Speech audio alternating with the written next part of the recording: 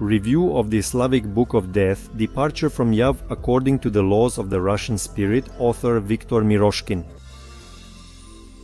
When should you read the book for the dead? Let's talk about the Slavic Book of Death, the Egyptian cow Zimun, the sacred heavenly cow. First, a little about another book for the dead. It is known that there is an ancient Egyptian Book of the Dead. First, no comments.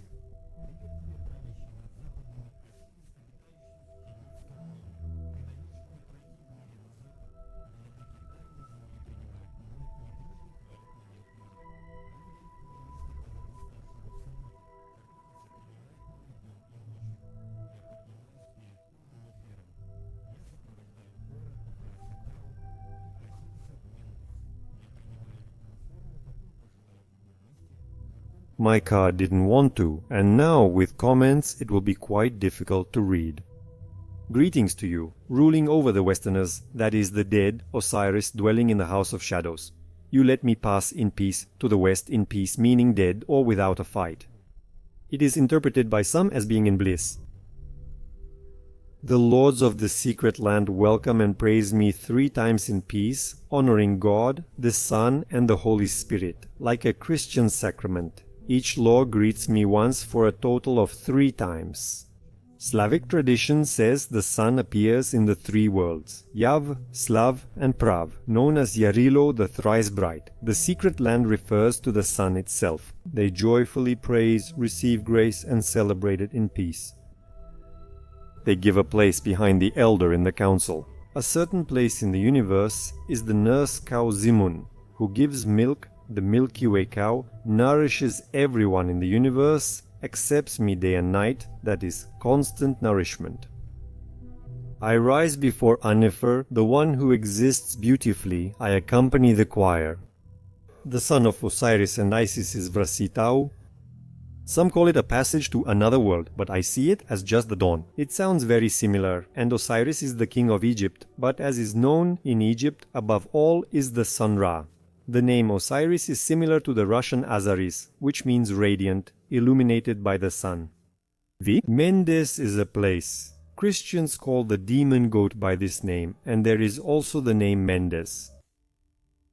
I take any form I wish, in any place my card desires. The sun is believed to give life to all living things. Ka is the life force, which determines whether one lives or not, similar to the soul or Jiva Jivatma. If you haven't understood yet, let me say that the book is about the adventures and properties of the sun. You can find the rest in the book itself by downloading it from the link here. In the fairy tale Krosheshka Kavrosheshka climbed into the cow's left ear and exited the right, receiving all she needed. This refers to the celestial cow Zimun of the constellation Little Bear. 4 stars of this constellation form a square, which is called the cow's ear.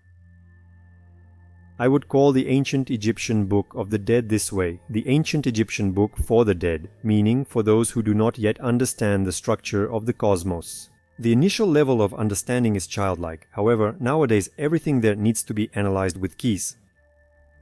However, there is also the Slavic Book of Death. You can download it here. By the way, notice the difference. The Book of the Dead and the Book of Death. Dead can be understood as not alive, not active, sleeping, not understanding, not from this world. Customs instruction, Book of Death. First of all, you need to understand that death is simply a transition to another state. Much has been discussed and many films have been produced. The anxiety before death comes from the fear of not being ready to accept the new rules of the game, the fear of not fitting into the necessary requirements of the new world. What if I'm a sinner? What if I'm not worthy to go on living? What if there's no place for me there?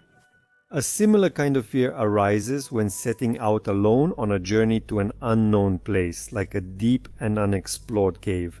And this fear is also similar to the fear of going on a date with someone you don't know. You'll have to rely only on yourself. In short, it's the fear of everything dark and unpredictable, a lack of confidence in your own abilities. Horror movies, religions, medicine, science, and other profitable businesses are built on this fear. Anyone who can't travel alone through dark places is doomed to fear those places. However, I'm not encouraging solo experiments with your own psyche. That's harmful. It's much easier to enlighten dark places, meaning to educate yourself using any available information, and then the journey will be under your control, not under the control of fear. Have you noticed how calm people become after overcoming their fear during certain times in life?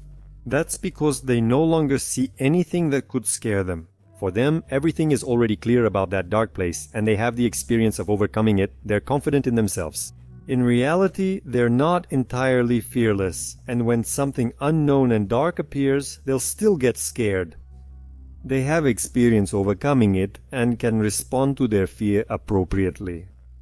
Some experience enlightenment in bursts by accident, others find it calmly and systematically. Each person chooses their own path in life. Some daredevils enjoy random thrills and unpredictability to tickle their nerves. It's similar to addiction, and they don't study the subject deeply. Others carefully study the experience of daredevils, read reports, memoirs, and draw conclusions. Now, let's review the instructions for travelers to the afterlife. Before us is the Slavic Book of Death. Only in delusion do singers teach about death. You observe death around you, but you will not find it for yourself. Santyaveda of Perun. Death, like any activity, requires skill. You need to die well, you need to learn how to die. A quote from the Slavic Book of Death: "The fact that recommendations are given by those who have already died sounds very strange, but that's how it is." Let's listen. Although it's just as strange for a small child to be in the presence of wise elders, almost nothing is clear, but it's fascinating. Considering that the information was accumulated over a long time, we can say that this is the teaching of our ancestors. At first, the book presents general images of the birth of our universe. Right now, it seems to me that energy entered empty, stagnant space, began swirling, took form, and matter emerged. Second, the sea of dark matter was stirred up, wave after wave, and chaos began.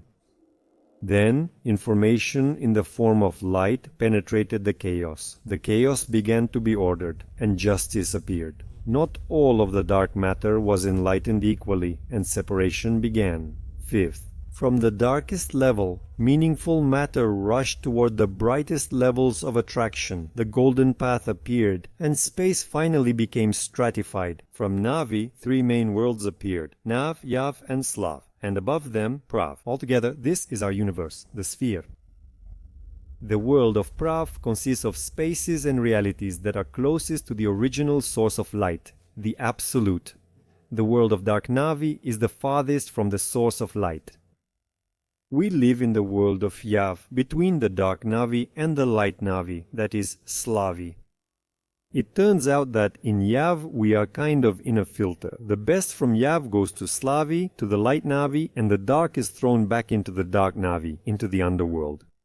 The book describes why this division happened. It turns out that the death of good people is a transition to slavery. Dreams can serve as rehearsals for dying, but not everyone can do this or remember these journeys. And the bad ones are pulled into the Dark Navy because of the heaviness of their soul. All worlds are heterogeneous, differing in more than just density or frequency. Everything lives and dies, developing in a spiral. A human is a spark of primordial light, a spirit within a physical body. Altogether, this spacesuit with its controls appears as a human. The spark, separated from the single fire, the spirit, by its own will, dives into the depths of Navi. Yav is also a part of the common Navi. In the depths of Navi, it can be the Dark Navi, Yav, or the Bright Navi. This spirit, depending on its strength, loses consciousness, breaking its connection with Prav, and no longer receiving knowledge. Amnesia follows, erasing memories of past lives. Darkness engulfs the spirit, rendering it unconscious. The soul is like a cloud formed in Yav, enveloping the spirit. The spirit and spiritual knowledge live in the heart, as the book states, while the soul's core logic resides in the brain. Uniting the soul developed in Yav with the original spirit, the true self, is important. Reconciling them into one is essential and must happen during life in Yav to avoid losing it after death. From this comes the importance of an adequate perception of Yav and attention to everything, otherwise the false will not align with what is originally right. Yin and Yang, the union of mind and heart, is the foundation of spiritual work. In our dreams, we live our second life, which is richer in content. This is how we visit the soul energetic world, which contains an infinite number of worlds, solar systems, and planets.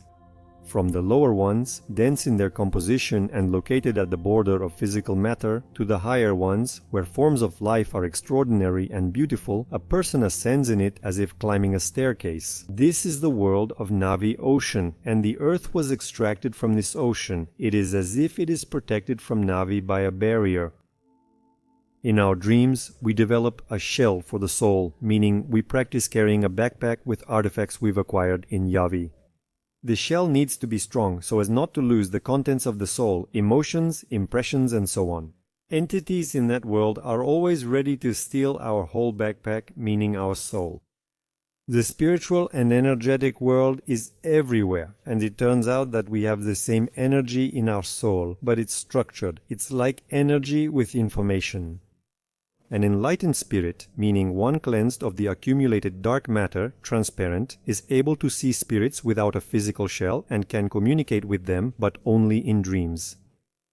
The sun and the earth. Scientists say that waves with very low oscillation frequencies, originating deep within the sun, cause the earth and other planets of the solar system to vibrate in unison. Quote, "The sun, that is light, with its breath sets the earth, matter, into orderly motion. The earth, matter, nourishes the sun, light. In other words, matter is the building material, and the sun is the program of life, of matter." Quote, "The bodies of humans and gods are a kind of projection of the universal form. Even the process of the birth of the human body is similar to the birth of the universe. In other words, you can understand the structure of the universe by studying your own body. For example, the stomach is the realm of humans in the physical world, and the stomach behaves just like all people in the physical world. By taking in coarse energies from food, we convert them into subtler mental, etheric, and emotional energies. Cosmic digestion likens the liver, which purifies blood, to a universal furnace cleansing the spirit of darkness. You can find detailed information about the other parts of the body in the book being discussed here, Eyes, the Mirror of the Soul. And the book also talks about this, with the only difference being that the spirit looks through the eyes, and the state of the soul, these are emotions, are reflected in the eyes. The soul expresses itself through the eyes, while the spirit only observes. When the soul is fully controlled by the spirit, the eyes become cold and radiate absolute power. If the soul is bright, the spirit's power inspires strong trust. Our mouth and throat connect us to the abyss of our world. As I understand it, sound waves are meant for the lowest form of communication, when it's impossible to convey meaning without words. Low-level contact. The Slavs saw the body as the soul and spirit's temple, so it needed protection. Living in a poor temple is difficult. The body can develop independently if, in the system of matter and information it represents, information or light prevails over matter. When the body's programs are intact, illnesses recede and regeneration improves. Conversely, losing control causes the body to deteriorate and age. Matter is unsystematic energy, information is light. The spirit can also increase the amount of light in the body if it is free enough from the clinging particles of darkness. This brings to mind various practices of the enlightened. By the way, in the case of cancer, there is a lack of light in the body, a lack of bright information. The matter of the body goes out of control of the 7 bodies of a person. A person, like a nesting doll, consists of several bodies, as described in more detail in the book. The will controls all the bodies. From this, it is clear that a person with a strong will controls themselves better in every sense, including in their sleep. However, the more willpower a person has, the more will be demanded from them. Because willpower shapes our thoughts, and thoughts can influence dark matter, negative thoughts create evil entities.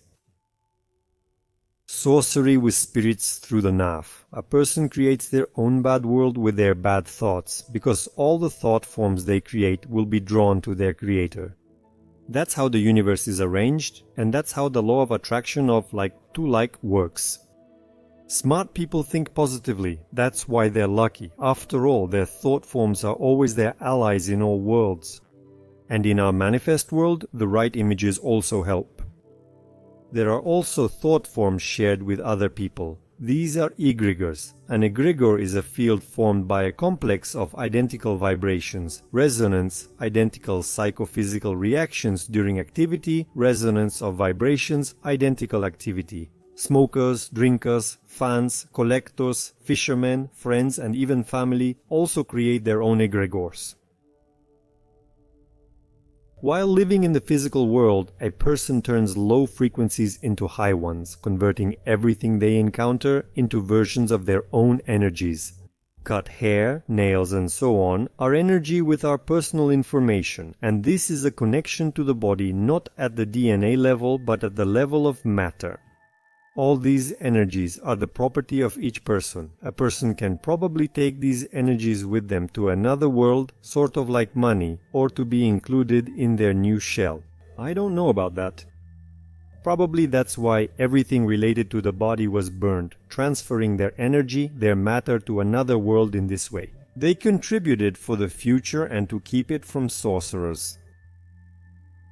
The most valuable thing in the cosmos is ordered energy. As you understand, there's plenty of simple energy in the universe. You can take it, but it's impossible to hold on to, like water in a sieve. Only light, information, turns energy into material that can't dissolve in the ocean.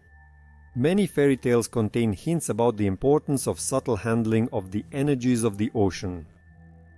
Old man Katabich, for example, would pluck hairs from his beard and wish for a miracle. That is, he would exchange his energy currency for something else. And since he possessed the strong will of a genie, each hair from his beard had tremendous energy. A fairy tale is a lie, but it contains a hint. Every person has a guardian from a higher world. Some sources say that this guardian is a projection of the person's own spirit.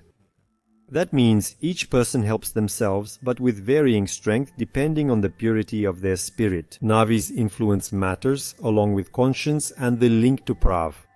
It makes sense when you remember the spirit comes from the original light of the spirit, as it's a spark of Prav. In fairy tales, those with strong spirits also have strong magic. The Book of the Dead says that there are always teachers who are ready to help you grow spiritually. Whether to learn from them or not is a choice each person makes for themselves. That's where freedom lies. Conscience is the shared message of a person's soul and the bright gods. You just need to stay connected so you don't get sick. The soul and true feelings are both controlled by the spirit. If knowledge is properly structured, that's faith. Knowledge of the light is knowledge of Ra. We are all students of different grades in school. Levels of human development. 9. The power of the spirit of faith, a spiritual person. 8.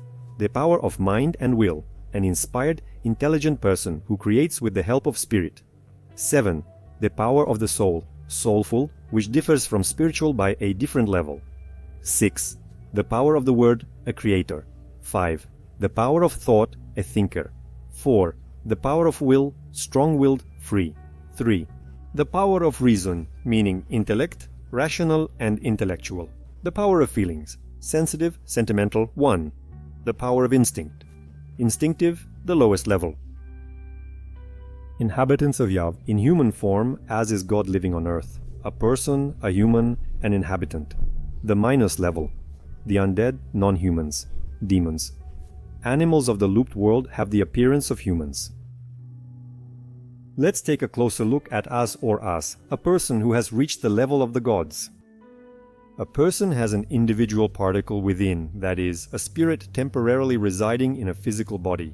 A transcendental being is governed by the 8th and 9th levels. He is spiritual and immortal. His soul continues to develop after death and in other worlds. The Udina, the lunar Yudi, were created as a result of cloning on one of the moons. He has up to 7 controlling forces inside him. He understands the essence between life and death, but he doesn't possess a spirit, so after death his soul can dissolve. The dweller is instinctive, governed by the controlling force of the three lower levels, a threefold person living with material concerns. Indeed, non-humans and demons are representatives of dark forces and their descendants who are not subject to spiritual rebirth. They deny everything that doesn't fit their idea of life. A person can degrade to the level of demons, losing the reincarnation system and becoming so burdened that he turns into a mortal demon, like Kashche, and it becomes hard for him to rise again. Only the shell of the matrix remains from the soul, and then he can fall even lower and rot in impenetrable darkness, that is, in darkness that has not yet awakened. First, conscience fades and the connection breaks, then the spirit, the spark of truth, departs, and finally the soul's shell dissolves along with self-awareness. The soul's energy merges with the ocean of unstructured inert matter. Famous maniacs. Can you guess which level they belong to? And the most common and widespread level is the resident level, which means the most primitive way of life.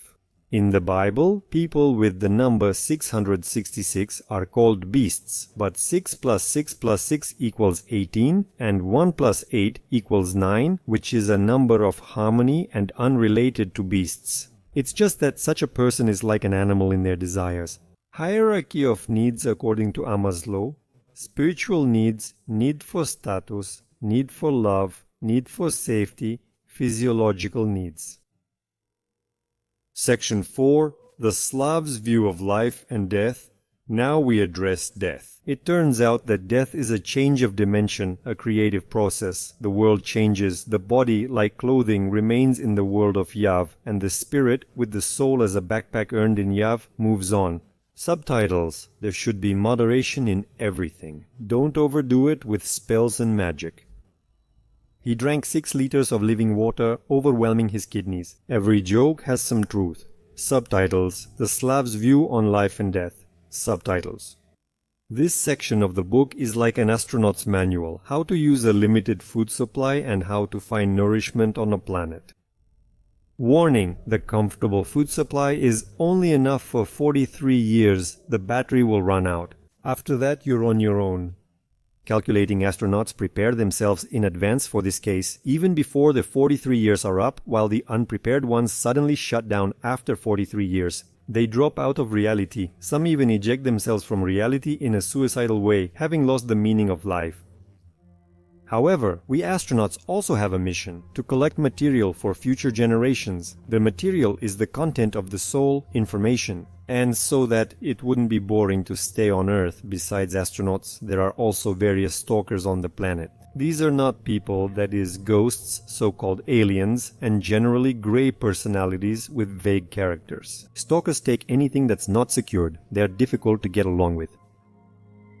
Descendants' most valuable inheritance is information, recorded on a carrier, the soul.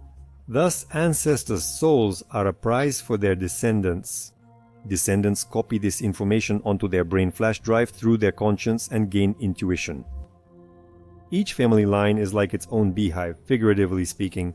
It turns out that after death, each cosmonaut, like a bee, carries honey to their own hive, and then their own bees, their descendants, feed from their hive. Outsiders can't directly access personal information from another family line through conscience, and a family line can be enormous and turn into a nation. The word surprise is a silly, unexpected prize. They say there is a trickster god named Loka who gives distorted clues to descendants, but I think there are many such tricksters. I want to point out that it's still impossible to download information from another lineage. This is demonstrated by hackers, who are often portrayed as having remembered their past incarnations. But in reality, not all of them truly remember their previous lives. Researchers often access others' databases. It's easy to check. They say that the body can be different in each life, but the eyes always remain the same. That makes sense, since the soul is the same and the eyes reflect it. Besides, we hear that several people can claim to have been the same historical figure in a past life. I got sidetracked. Let me return to the Book of the Dead. If you feel like you did in your 20s or 30s, it means your energy balance is just fine. The main sources of energy intake are air, breathing, food and water, nutrition, energy fields, heat, light, and other less studied but equally important special exercises. A walk in nature gives you a boost of vitality. This is the energy received for an astronaut's life on planet Earth. Joy also adds energy. You should seek kindred spirits and value those connections. Everyone already knows about energy loss, and everyone feels it when energy leaves, but the book also talks about this. First of all, just don't argue with any vampires, and if you have no choice, try to smile. It protects you from energy loss. As a last resort, imagine yourself inside a mirrored sphere with the mirror facing outward. Reflect the attack. As mentioned earlier, a person is capable of materializing objects in the ocean of matter through willpower, some even to the level of physical density. A tour of humans in the city of vampires looks to the vampires like everyone is in mirrored protection, like in a sphere. One vampire sneaked up from the left very close.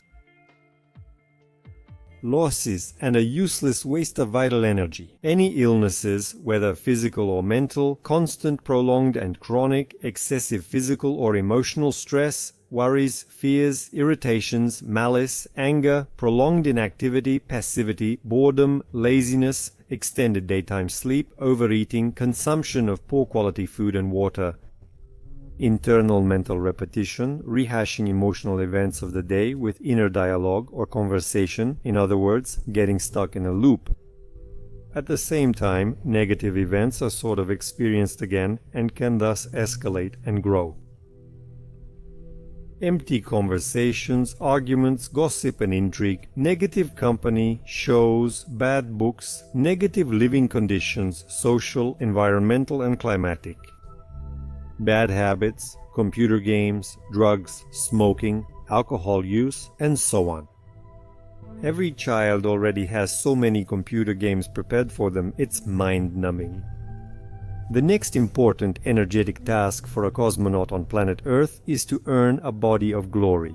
A person should earn glory in life so people remember them well after death.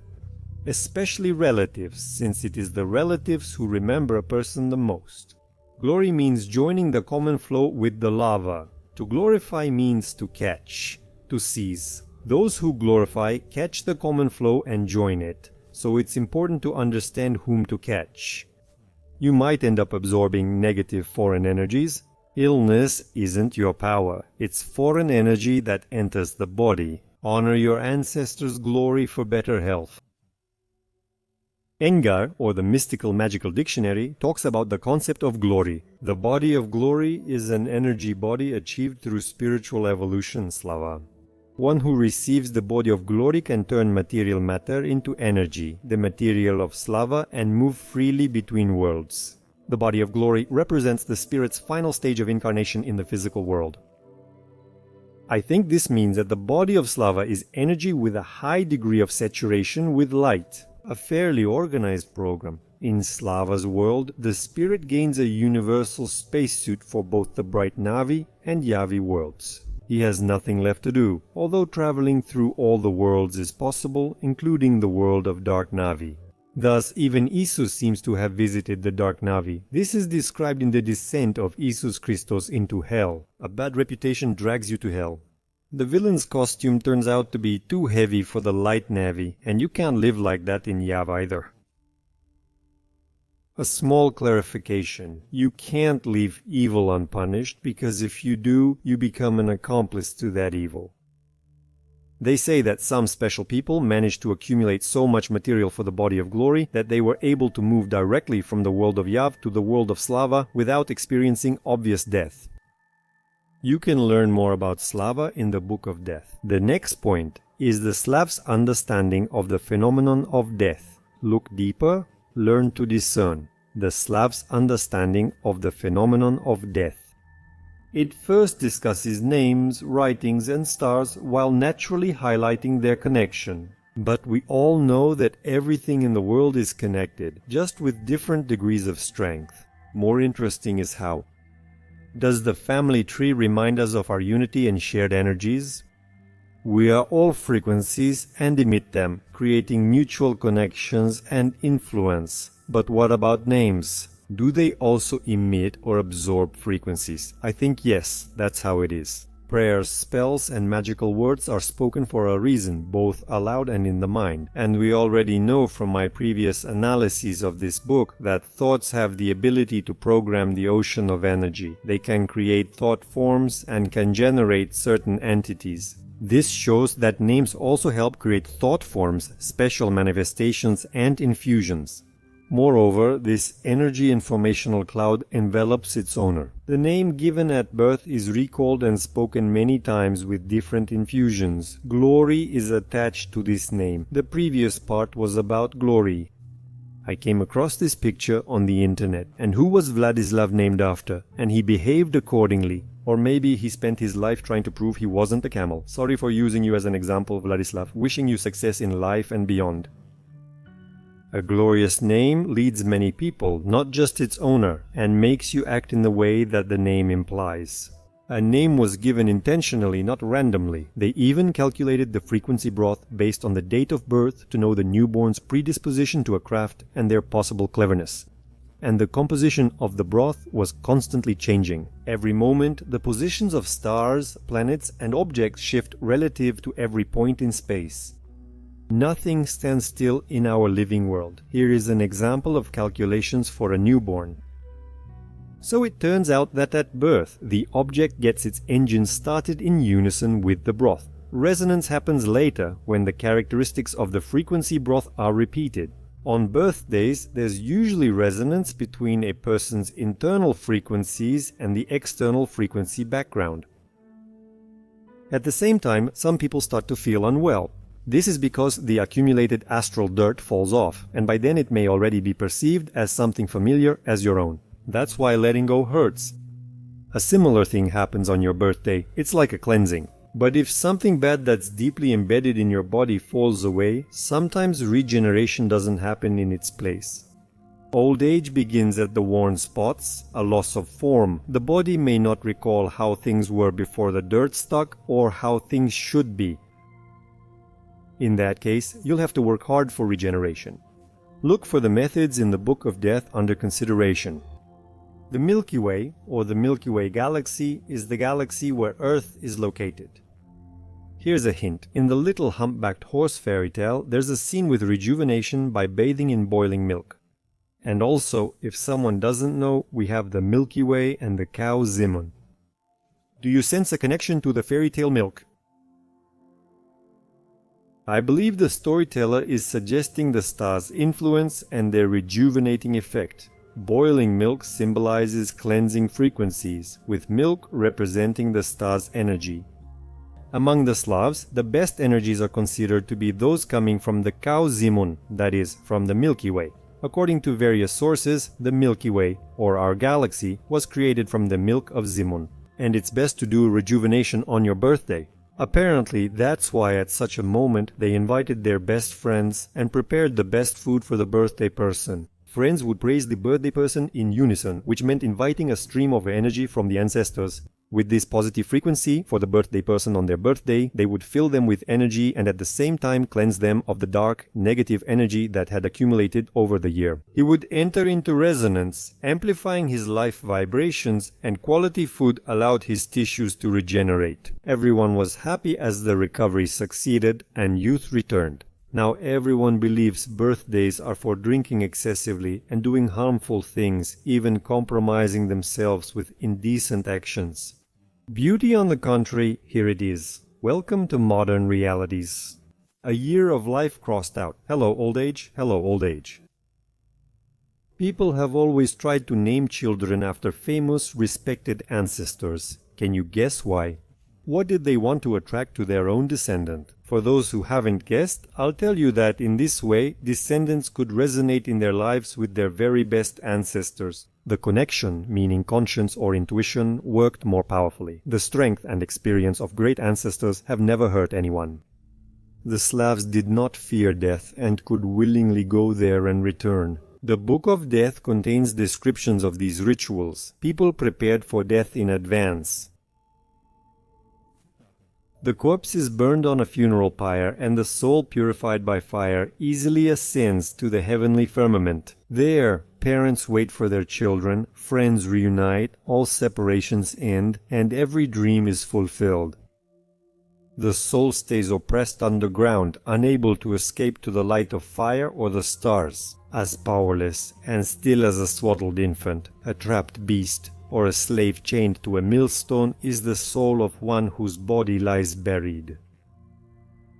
From these quotes, it's clear the body wasn't simply left after death, not just due to disease or plague.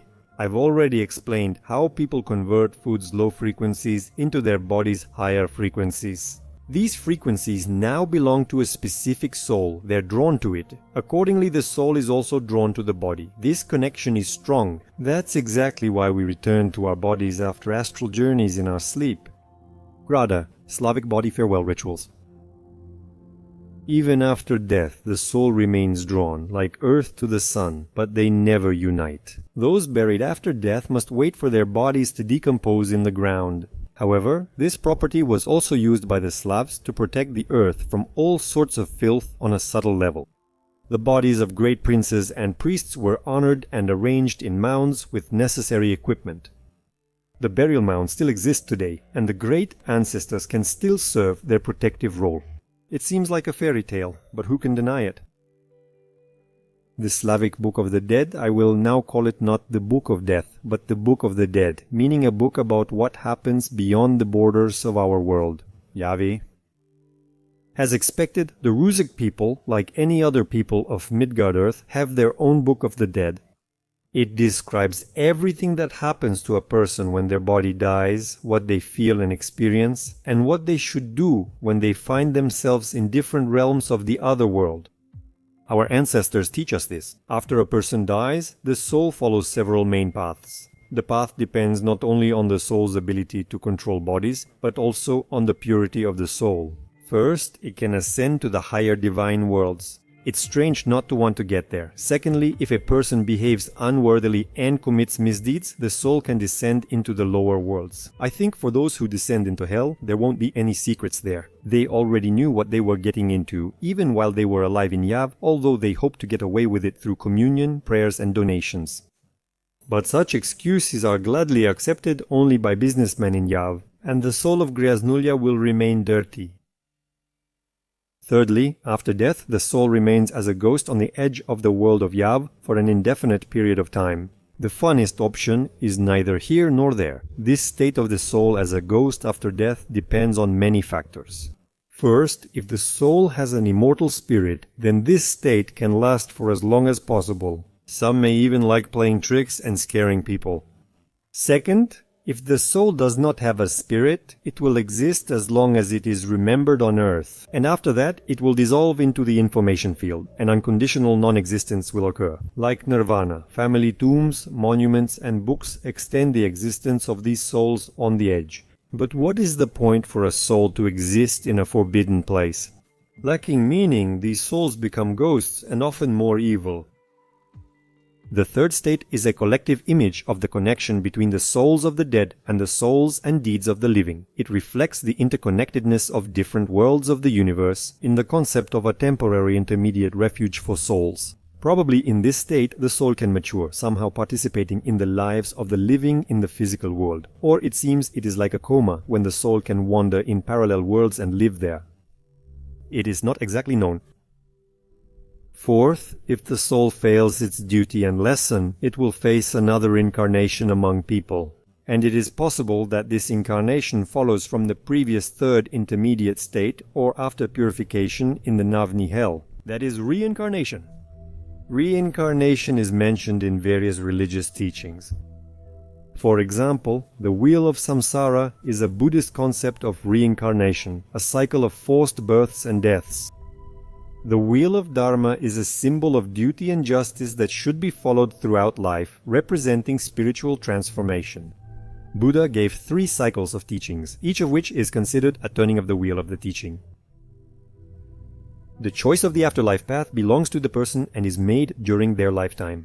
For some time, the soul spends in the edge of the world of reality, invisibly hovering among people, merging with elemental and natural phenomena. The energies of the elements also do not have physical bodies. At the edge, souls bathe in the same frequencies as demons, bodiless beings possessing superhuman powers. Dark and light demons are distinguished by the degree of darkness in their souls.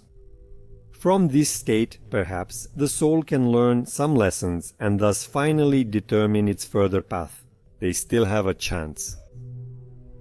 It can be said that in our universe there are two main types of humanity, dark and light. The difference is determined by the presence of the spirit, the spark of the primordial light, while both types have a soul.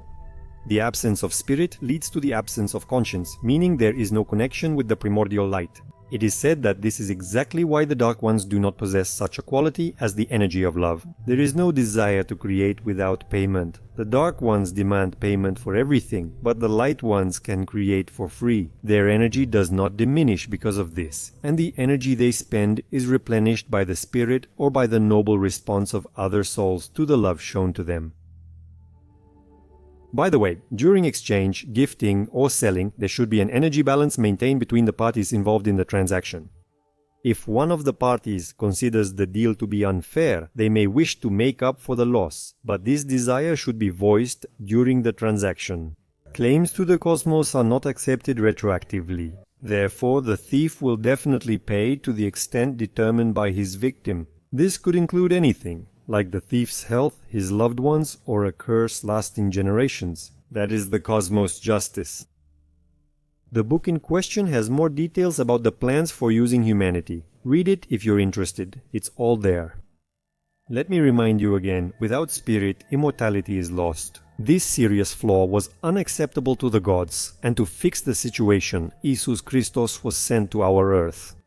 In the Vedas, he is called the Wanderer. According to other sources, his name was Radomir, who, announcing his mission, told the spiritless that he had just arrived, to give the Holy Spirit to those in need, and whoever accepts it will become like others and gain immortality. The gods are our ancestors and kin. They accept us, the lost ones in any state, and help us develop our souls. Worthy. It's nice to realize that you will always be helped by those who love you.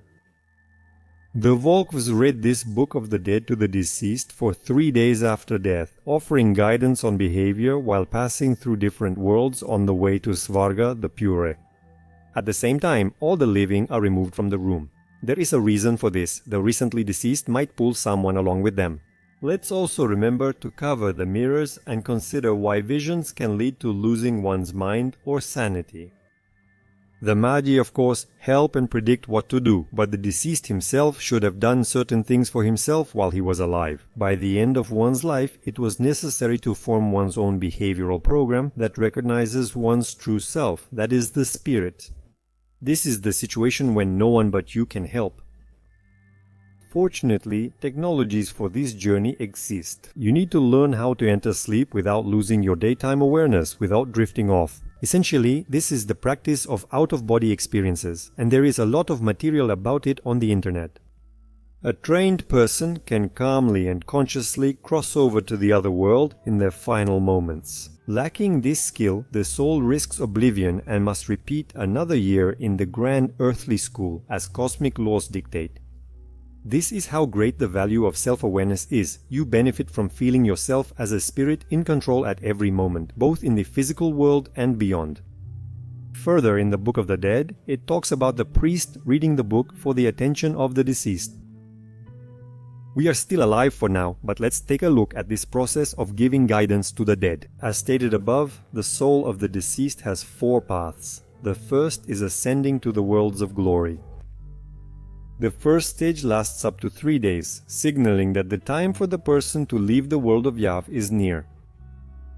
At first, it's as if his eyes are watering, everything is covered in a haze, the body fills with heaviness, sinking into cold and chills. Control over the body is lost, hearing becomes dull, but it's only the outside world that becomes inaudible, while inside there is a hum that turns into a ringing. From an unusual explosion, sparks appear, breaking apart and fading in the void. The spirit begins to move through the body. The dying person starts to feel as if he is flying into some kind of well, into some kind of tunnel, and at the same time he is spinning and the tunnel is narrowing. A person feels these sensations because the movement of the soul begins from the lower chakra at the base of the spine, and the energy present at each subsequent chakra becomes denser. The increase in frequencies. That's why there is a feeling of the tunnel narrowing, and the spirit feels pressure on itself. In this way, the central energy channel is opened, and the person's soul travels through the Haramni channel in the spinal column, which feels like a tunnel or a tube. By the way, Koara is the reservoir of life energy, and it flies through this shaft and reaches what seems like a crossroads. In the area of the heart, there is a point that we feel as a crossroads before a fork in the road. Straight ahead he sees white light, to the right greenish, to the left bluish. You need to move straight toward the white illuminated light, the family chakra, which is at the end of the tunnel, that is straight ahead. He flies straight ahead as increasing pressure nearly becomes painful. Though twisted, he keeps flying toward the light. As we can see, the right path isn't all that sweet. If a person is seriously ill during their life, then the 3 lower chakras become especially depleted, and those who are dying can already be outside their physical body long before the moment of death, remaining connected to it only by the silver cord. That is, the soul leaves a sick body more quickly. As soon as a righteous soul flies out of the spinal canal through the upper gates of its body, a sinner does not fly through the tunnel. He leaves the body through the lower gates, that is, through the anus. If someone doesn't understand, a vast expanse opens before him and the soul sees itself from outside. But these sensations arise only in those whose consciousness is at least somewhat developed, and the rest do not realize it. There was an exit from the tight spacesuit of the body. Once outside the body, the first thing his consciousness asks is, am I dead or not? Where am I if my body is lying over there? This is what his awakened essence is asking. It seems to the deceased that if he reaches out his hand, he can take any object from his former surroundings, but the world familiar to him no longer notices him and does not react to him in any way. A wild sense of loneliness. This is the edge of the world of Yavi, the realm of the in-between. The deceased must cross the border between worlds by a passage called the Kalinov Bridge by the Slavs. The one who truly understands the path enters the palace of the City of the Sun. A palace is a grand, magnificent hall or building. In this case, it is an entire city located on the edge of the world of Navi. Here, the deceased may find that they have a new body, but this is just a play of light. Moreover, the body is transparent. But before that, while still on the edge of the world of Yavi, the deceased can clearly see the visible world left behind, their relatives, their physical body lying there. Maybe even the doctors who are trying to resuscitate him. He can even hear what they are saying. This is a dangerous moment. It's important to keep your thoughts clear here. At this moment, the mind is not filled with impressions, sounds, images, or smells. That's why it easily perceives itself, and this is the true reality. This reminds me of the movie What Dreams May Come. There, a fallen woman recreated her former life in her mind and got stuck on the edge. Her husband came to save her. Consciousness and the sparkling 16-dimensional mind are inseparable. Who am I after death?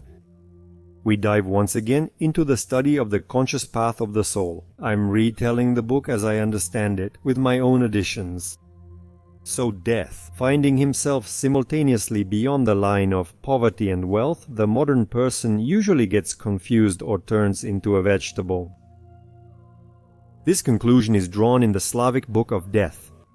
As mentioned in the previous part, for 3 days a voiceover helps such an individual who has crossed the threshold, that is, a priest reading instructions for the newly dead helps him. I suspect that not everyone can be so lucky, and for the deceased, until the 5th day, everything may even seem somewhat familiar. He still sees and hears the physical world, although the ability to see and hear well will feel somewhat strange, as if from all sides at once. Gigantic magic by human standards. However, this doesn't particularly surprise the deceased, because each of us has always considered ourselves the coolest wizard since childhood, just having forgotten a bit of magic. We're all potential mages. These first days beyond the border of reality are not wasted, no matter what. A new transparent body begins to form, which is necessary for crossing into another world, if the new body hasn't already formed during life. This body is formed under the influence of energy radiated by the star of Mara, the goddess of death, and also uses the energy coming from memorial rituals performed by relatives and friends. The fourth day after death is the first of the special ones. On this day, the individual's most anticipated relatives, kindred souls, will come to them, and they will appear in the form that the deceased expects, and the ancestors who arrive will shine with a white light with a blue tint.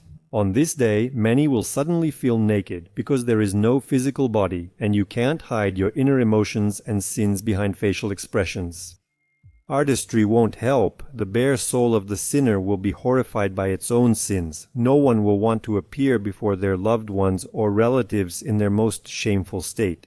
In the real world, in such cases, you usually want to sink through the ground, but in the real world you can't do that. However, in the mirror world, you always can. You want to, and you sink straight into hell.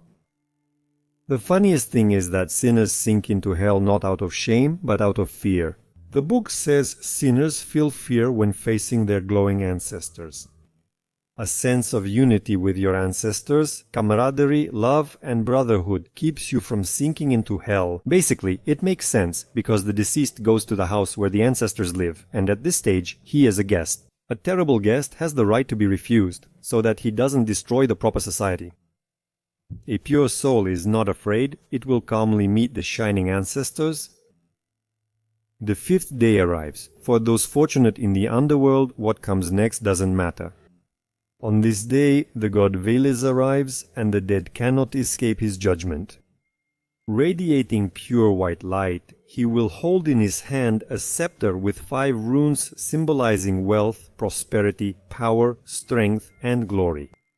I suppose these symbols mean goodness in every sense: wealth, beauty, harmony, perfection, prosperity, magic, enchantment, intelligent skill, power, confident might, will, determination, strength, unity, love, selflessness, conscience, and glory.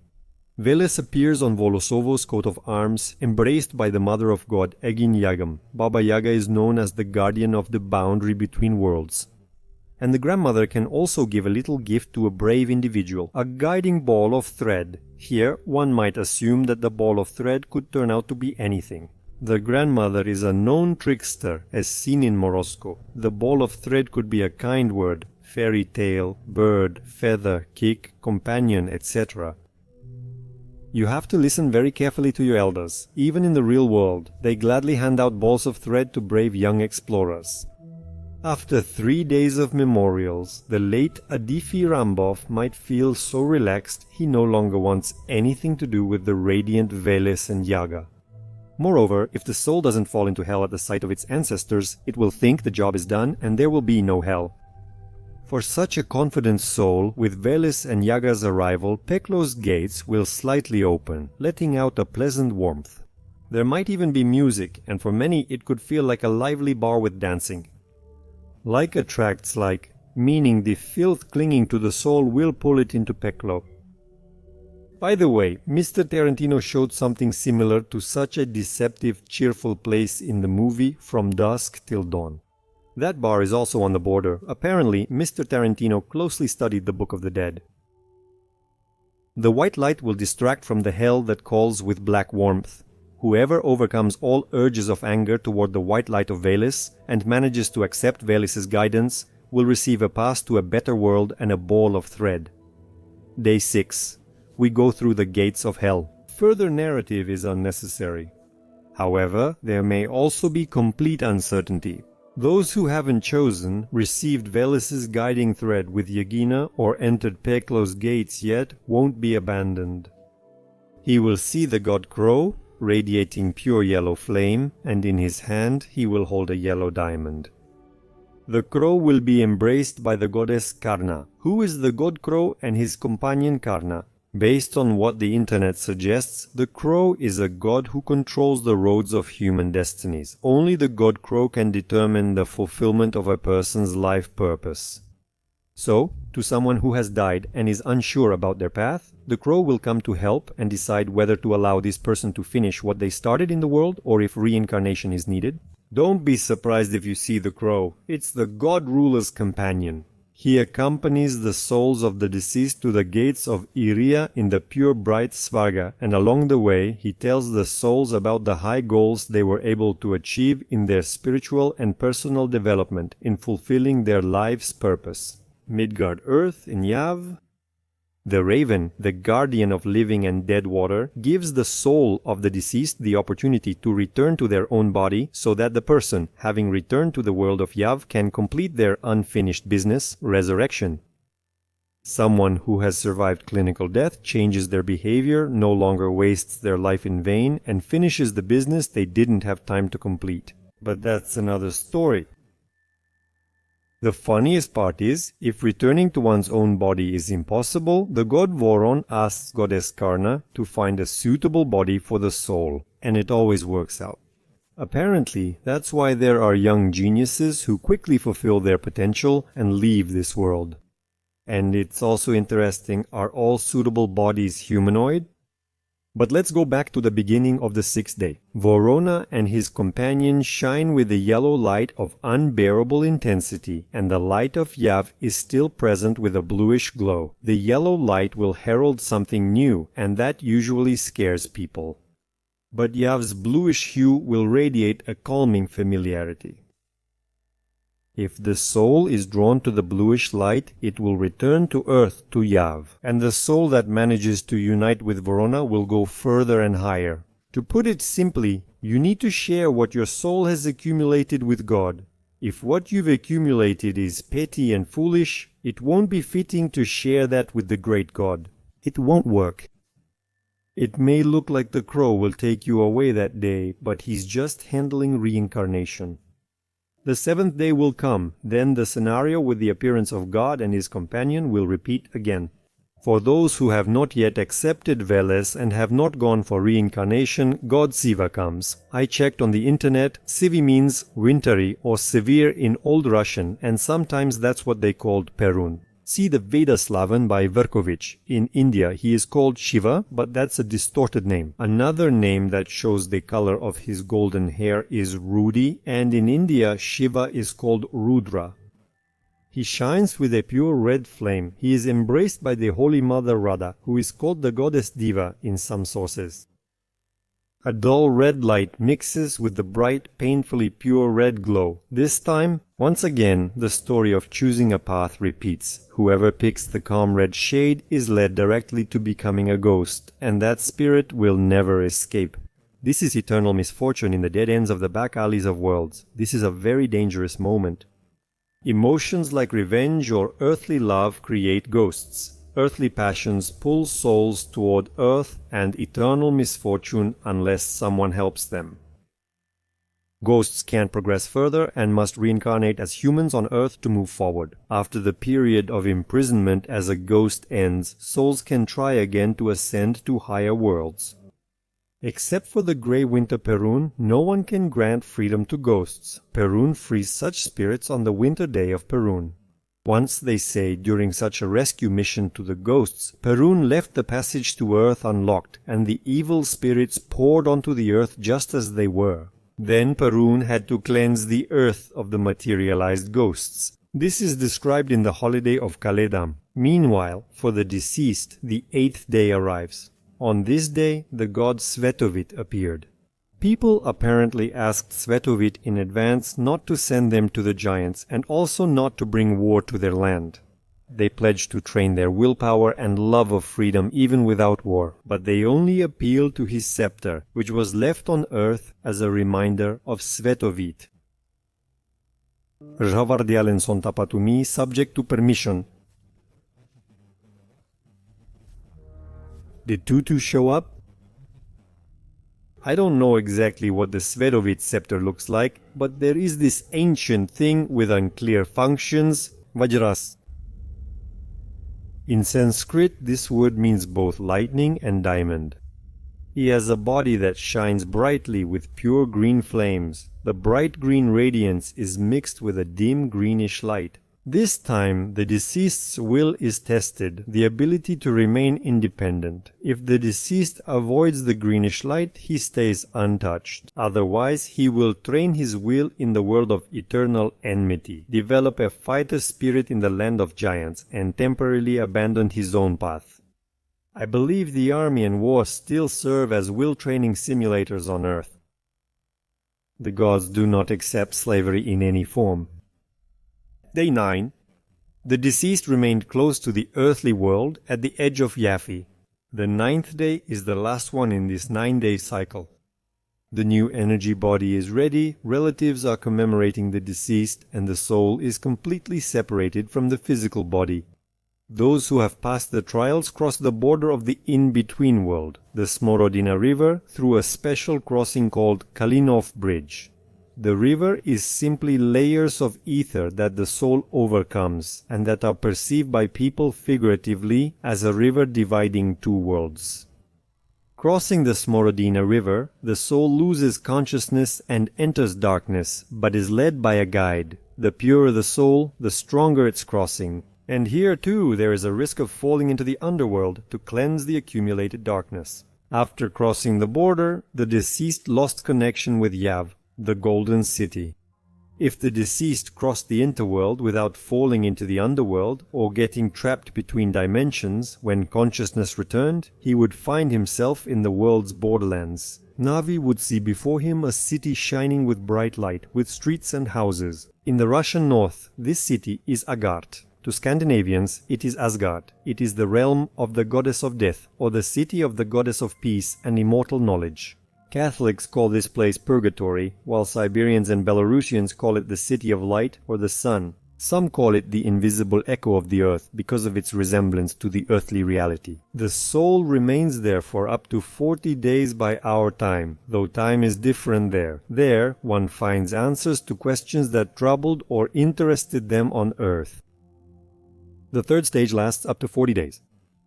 If the guards let you into the city, those who enter should not consider themselves victors, because they are simply following the path of fools, and all their achievements are only that they didn't get too stained with Navi and dirt while living in Yava.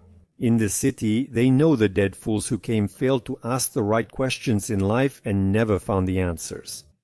Or maybe they didn't want to look for answers at all and were just waiting for a hint. The truly lucky never see this golden purgatory, blessed at the moment of death. The eternal light reveals a secret path, and for some, even Veles and Yaga guide them directly upward. The lucky ones instantly reach the 16-dimensional world of the Leji. You can achieve this in Yav by mastering unity of spirit and soul, becoming spiritually developed. Instructions are available on the internet. Those who manage to connect with their native gods in the first 9 days after death also reach the Leji. Leji are the opposite of angels, so non-fallen Leji work in lower worlds, including Yav. They help us. For example, the Leji Dreamkeeper watches over the soul during sleep, and the Leji Wanderer, a bright guardian, is given to the clans as a protector, and he will enlighten with knowledge, protect from all evil, guide toward good deeds, and lead on to the righteous path. Leji are, in any case, good advisors, but few people listen to them or know how to listen. The guardian leg is probably a wise relative who passed away earlier. It's practically a guide for us blind explorers of Yav. In movies, you often see legs depicted as all sorts of wonderful angels and magical ghosts, as voices and other beautiful fantasy. Well, here you are in the Golden City. If fools take too long to become self-aware and only start to recognize themselves in the City of the Sun, then now they can only hope for development in worlds much lower than this one, Legov. The 10th day after death, the first of the 40 days, is the day of knowledge and understanding. The deceased also has many opportunities here to continue progressing in their development. The Heavenly Father and Mother will return to the deceased. No demons remain here. There comes a moment when the deceased is allowed to decide their own fate for the last time. The deceased's consciousness must emerge instantly, like a head from murky water. He must see himself as he is. And for that, he must finally come to know his heavenly father and mother, accept them as they are, and embrace them within himself, sincerely loving them as himself. Then the deceased will be spared judgment by the gods and ancestors. This is the last step in testing independence. At the gods' and ancestors' judgment, the deceased can no longer decide for himself. Let's view artists' depictions of the judgment. The Last Judgment in Christian canons actually mirrors the process from day 1 to day 49. You see the deceased descending with purgatory at the bottom. At the lower left is the court of the gods and ancestors. Above that, to the left, is the golden city of the sun, where people judge themselves. Honesty allows passage higher. Those who fail at the golden city are judged at the court of the gods and ancestors. The judgment of the gods according to Egyptian beliefs, the weighing of the deeds of the deceased. For the Slavs, the gods and ancestors' court may also appear this way. The deceased cannot lie. In the city, the deceased must recognize the signs, read the secret writing of their own being, and instantly become who they truly are. You have to wake up as yourself. If at this moment you get scared of yourself, don't recognize who you are, or don't accept yourself, then failure is inevitable. In other words, you can't lie, and willpower matters a lot. Passions and emotions will confuse the deceased. If you can't awaken now, those who fell from self-loathing will be taken to judgment by the gods and ancestors. Advice from the ancestors. If the deceased is so weak that he cannot hold on to consciousness and loses himself, then he should think about his patron god, about his teacher, or about the person who shone for him during his life and warmed him. As we can see, fools are given several chances in the first days after death to reincarnate again on Earth, that is, in our four-dimensional world of Yav, and it is even possible to be born without losing consciousness and memory. From this, it is clear that those who remember their past lives are just repeaters who did not move upward the previous time. Those who do not remember their past incarnations are not any better. They can also be repeaters, but without any memory. And it is clear that it is best not to give in to temptations in the world of Yav at all. After death, there's a strong chance to calmly continue developing in multidimensional worlds without repeating cycles. Samsara is reincarnation in the world of suffering, that is, on Earth, although some people like doing the same thing over and over. It's also funny that you can stay in the city of the sun for more than 40 days. It's not exactly known how long this can last. That's the catch. Until the 9th day, vivid visions from the world of the living keep the weak deceased from moving on. This foggy nightmare, called the world of the living, must be left behind for the deceased to wake up. We can also discuss how the world of the living is reality, a reflection of Alnost, meaning all is divine, and Alnost is the true world of the gods. Those who lived mechanically or unconsciously won't recognize themselves here either. That's the law. Meaningless paths will stretch out emptiness and dullness. In movies, they often show how the dead wander in the real world and try to take or eat something, but they can't do it. Hands pass through objects, and this interests the viewers, but it doesn't please the dead. You can see that the dead don't know what to do with this in the afterlife, and they're even frightened by these new sensations. It's impossible to get scared. In the afterlife, eating is easy. You can mystically satisfy your hunger. However, there's one catch: you can't take someone else's food. Is that why the gods and the dead get angry if sacrifices aren't made for them and food and drink aren't offered to them? Suppose the deceased couldn't wake up or accept themselves after 40 days and face judgment by the gods and ancestors. Now it's time for judgment by the Book of Death. Whoever has reached this point should not fear. Judgment. The deceased must go through 3 judgments: the judgment of conscience, the judgment of the ancestors, and the judgment of God, the patron of the family. At judgment, the deceased may see the bright spirit of their age. There may also be another vision that comes to him and begins to count his good deeds. A dark spirit will appear from the other side and start counting the deceased's bad deeds. If you start lying at that moment, the Prince of Death will immediately appear with the mirror of fate in which the deeds of the deceased are reflected. Reading the Book of Death now reminds me of my own experience with a similar mirror. I had an out-of-body experience that wasn't in a dream. I won't specify how, but I found myself in space. At a certain point during my flight through the starry sky, I involuntarily asked myself a question like this: what will happen on Earth after I'm gone? And at that very moment, a gigantic transparent being appeared, or rather, I only saw its enormous hands, which unfolded a screen in front of me, and something like a 3D movie with sound began. Maybe I saw everything, but I just don't remember. I didn't feel any fear. On the contrary, I felt kindness coming from this enormous being, as if I were a child, and it was my loving father leaning over a baby carriage. Or was it like the kind genie from the story of Aladdin? Scenes from the lives of my family and loved ones were shown on the screen. Nothing unusual, but watching it took my breath away. For some reason that feeling stuck with me. At some point I thought, that's enough. The screen slowly crumbled into glowing sand, each grain burning up like a spark. It was beautiful, almost cartoon-like. I ended up recalling some plots from the Among the Stars video. I soon returned to my body. I won't explain how. Life went back to normal, I was healthy. I don't remember exactly, but after about 2 weeks, déjà vu started. I started to notice from time to time that I already knew how events around me would unfold. These were some unpredictable switches into prophet mode. That's when I started to feel a bit uneasy, and the encounter with the being in space became much more vivid in my memory. I think some things in the dream were funny, but I can't remember exactly what. However, it all ended rather quickly. Apparently, I ran out of moments from my future life to see. All that was left was the feeling of cosmic flight, the emotions and the sensations that come with déjà vu. The most unusual feeling of all is being among people and knowing in advance what each person present will say and do.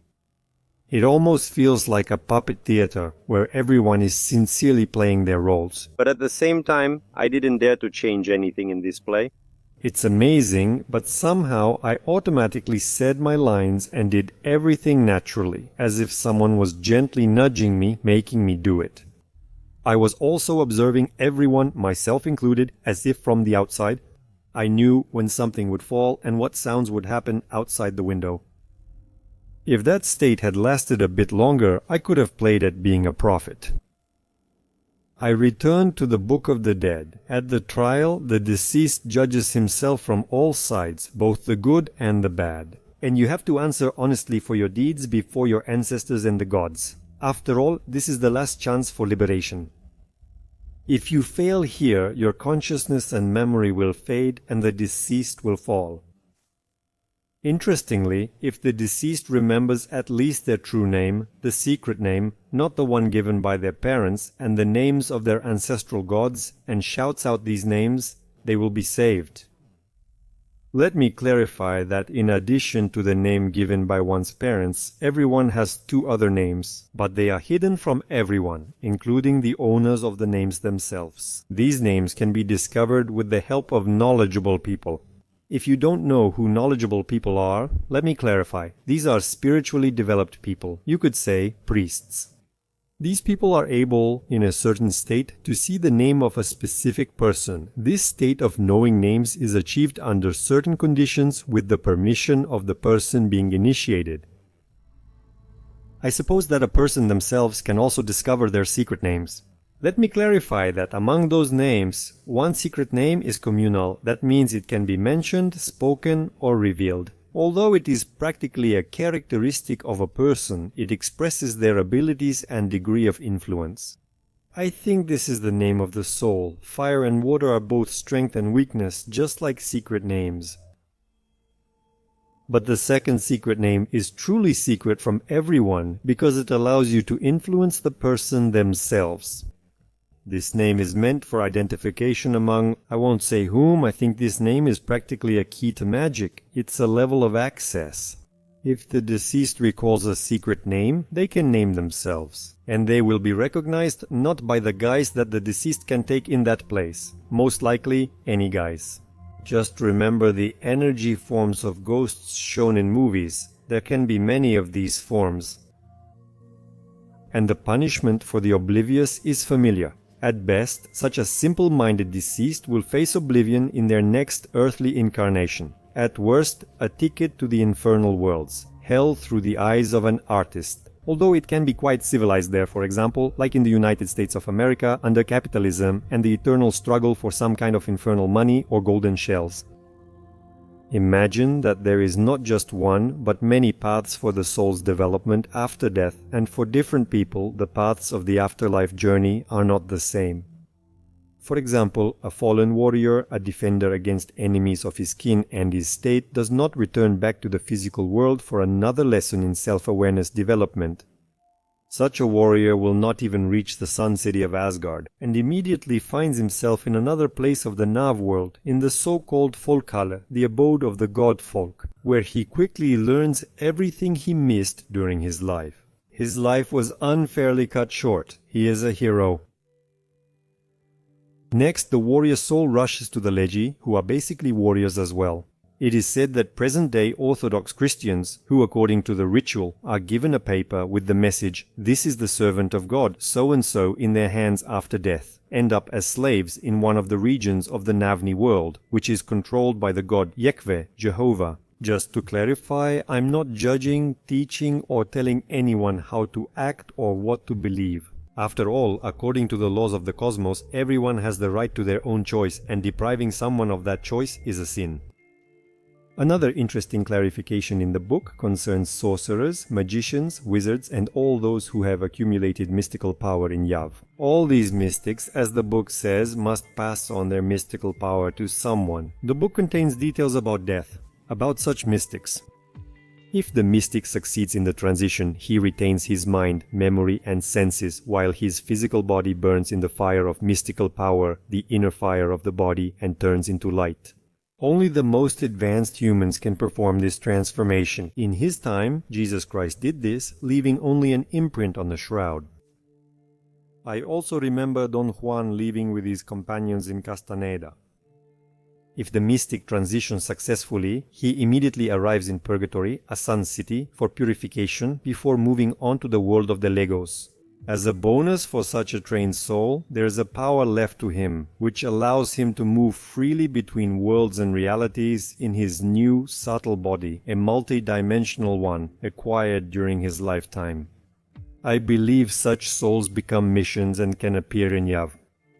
Subtitle editor: the Messiah isn't always visible or attention-grabbing. It's quite possible that such a traveler between worlds could be a simple teacher or inventor, philosopher or scientist in Yav. However, it's quite possible that what unites them is the desire to preserve Yav, so they can be called guardians. They are unlikely to show magic, but they can suggest the right solution to those who know how to listen. I believe there are evil travelers between worlds. These souls may try to dominate foolish and inexperienced souls in Yav for fun, just like computer players do. After having their fun, they vanish, leaving Yav's immature souls to reflect on their foolishness. Learn to recognize the descent into the worlds of hell. In this section of the book, the different types of sin are listed first. I won't list them. I believe every soul knows what sin is, but not everyone wants to live without it. After all, as we know, sins have a sweet taste, just like many poisons. And it's pleasant and attractive, just like a drug. Conversely, a sinless life demands suppressing desire. That is, a person constantly has to spend energy to overcome temptation, and that's unpleasant. Giving in to temptation shows a lazy will. After all, weak people aren't picked to be astronauts. For a while, the weak person enjoys life, feels deeply, ignores consequences, and sins in advance as if for the future. However, there always comes a time to leave this world, and suddenly the sinful person's body is deformed by the filth attached to it, not by its own strength. A simple transition to the afterlife becomes a chaotic problem for the dying, causing many unpleasant sensations. The life air of a sinner leaves through the lower gates of the body. It does not fly upward along the spinal column. That is, the spirit does not rise to the higher worlds through the upper chakras, but descends downward, as they say, literally through the rear. Moreover, at the moment of death, a bad person sees the terrible messengers of the god of death, Yama, the messengers of Yamaraja, and seized by terror, the spiritually lazy person releases urine and feces. The servants of Yama, the Yamadutas, pull the sinful being who has died out of the physical body, and the dead see their own unattractive loins from the side along with the Yamadutas. They seize the sinner, who spent his whole life satisfying only his own senses, cover the subtle body of the sinner with a special shell, a body meant for life in the hellish worlds, and to put it mildly, set off on a journey with him. The messengers of death, simply and without respect, drag the dead sinner, and on the way he remembers all his fun sins that he committed during his life in Java. Surely this wicked soul trembles with terror, and the journey causes him cruel suffering. At first glance, the Yamadutas want to inflict maximum suffering on the filthy souls and gladly torment the sinners. I don't think that's the case. They probably look at sinners with disgust, their eyes bulging, which makes them seem frightening. Besides, they try to cleanse the sinner as quickly as possible in the best, most radical, and most understandable way for the sinner. In other words, they do their job honestly, and for the sinner's own good. They are essentially kind, like skilled executioners whose job is to carry out punishment in the most proper way for the victim. After all, bad executioners are unskilled and thus cause harm. I won't delve into this interesting topic of the proper attitude toward a teacher's duties. I'll analyze the words. Yama is clear to everyone, and duty is similar in meaning to blow. So that Yama and duty seem to blow the life spirit out of the body. These specialists are somewhat like male nurses. Yamaraja, the chief of hell, is the god of death, lord of hell, and supreme judge of the afterlife realm in Buddhism. Let's recall the familiar words from Indian cartoons, Raja and Maharaja. Ukrainians have the word Radan, and in Sanskrit, Maha means great. I'll say right away that the Indians slightly distorted the phrase Roda Khan, turning it into Raj Khan, that is, Raja. And I'll add that Jan means respected. How could you not respect a Khan? So it turns out that Yamaraja is the clan Khan of Yama, and Maharaja is the great clan Khan. Below is a photo example of a Khan. The name sounds respectful, like Batianya Kambat, Khan, Bati, the great father, since the father leads the clan. This suggests a great clan Khan. A monument to Khan Bati, installed in Turkey in the city of Selot. Well, he looks quite Slavic. Well, I'll also mention something recent from Russia.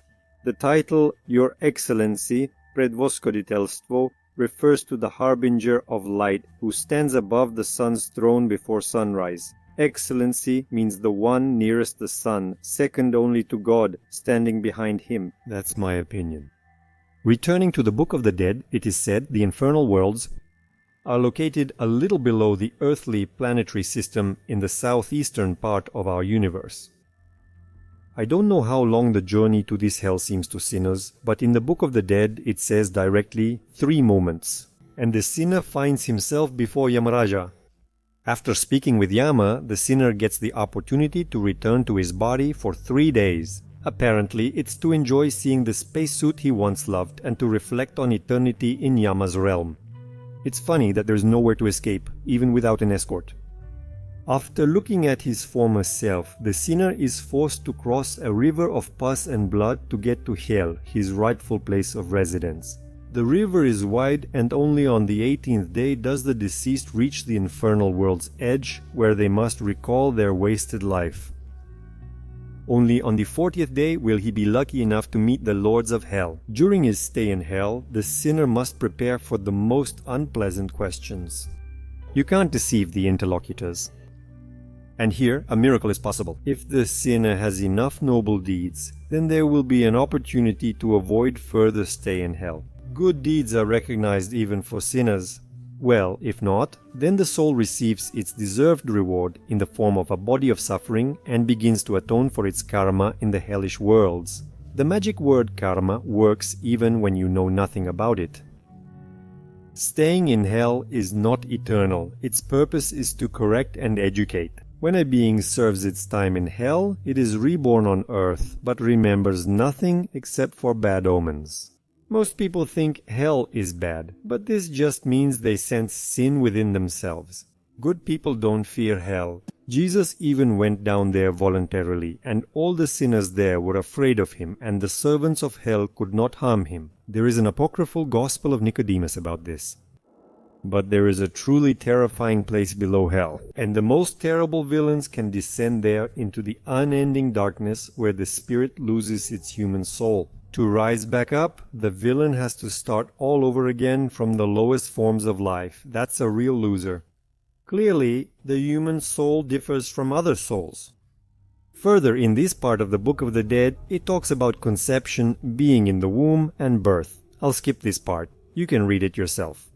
I'll just note that at a certain stage, a child deprived of freedom of movement in the mother's womb gains memory, and under favorable circumstances can even remember events from previous lives. That is, even a former villain, after going through hell, still has the opportunity to start developing in the right way, but only by making an effort of will. 7 months after conception, the child already has consciousness, meaning he already has a conscience and he already understands what sin is. From the stress of birth, the child loses higher knowledge. However, impressions of the past remain in the subconscious, which later determine a person's inclinations. In other words, the emotions will be remembered, but not the experience or the correct behavior. I recommend paying special attention to this point. Some bright ideas may come to you. Ideally, one should ask, can some sins be atoned for during a person's lifetime? The Slavs believe that yes, it is possible. The book gives examples of atonement behavior, but I think that someone who wants to change should listen to their own conscience, and it will definitely tell them what needs to be done. It's not a template like confession, protective beads, fasting, or other empty self-torture. Slavs believe that some people even deserve to be killed, and to stop their downfall, it's important to quickly prevent such souls from falling further for their own good. Slavic warriors were taught to kill the enemy with love for him, as for a fallen brother, for whom death is a deliverance from future torment. In hell and below hell, in unending darkness, this is how our universe might look. Bundle 3 Ghosts. The Ghost of Freddy. One of the most popular photographs of a ghost was taken in 1919. In the group photograph of the crew of the ship Daedal, a face can be seen behind one of the men. It was claimed that this was the face of mechanic Freddie Jackson, who had died a few days earlier. The Ghost of Mrs. Chinnery. In 1959, Mirabelle Chinnery was returning to the cemetery where she had visited her mother's grave. She decided to take a picture of her husband, who was waiting for her in the car. The photograph clearly shows someone in the back seat.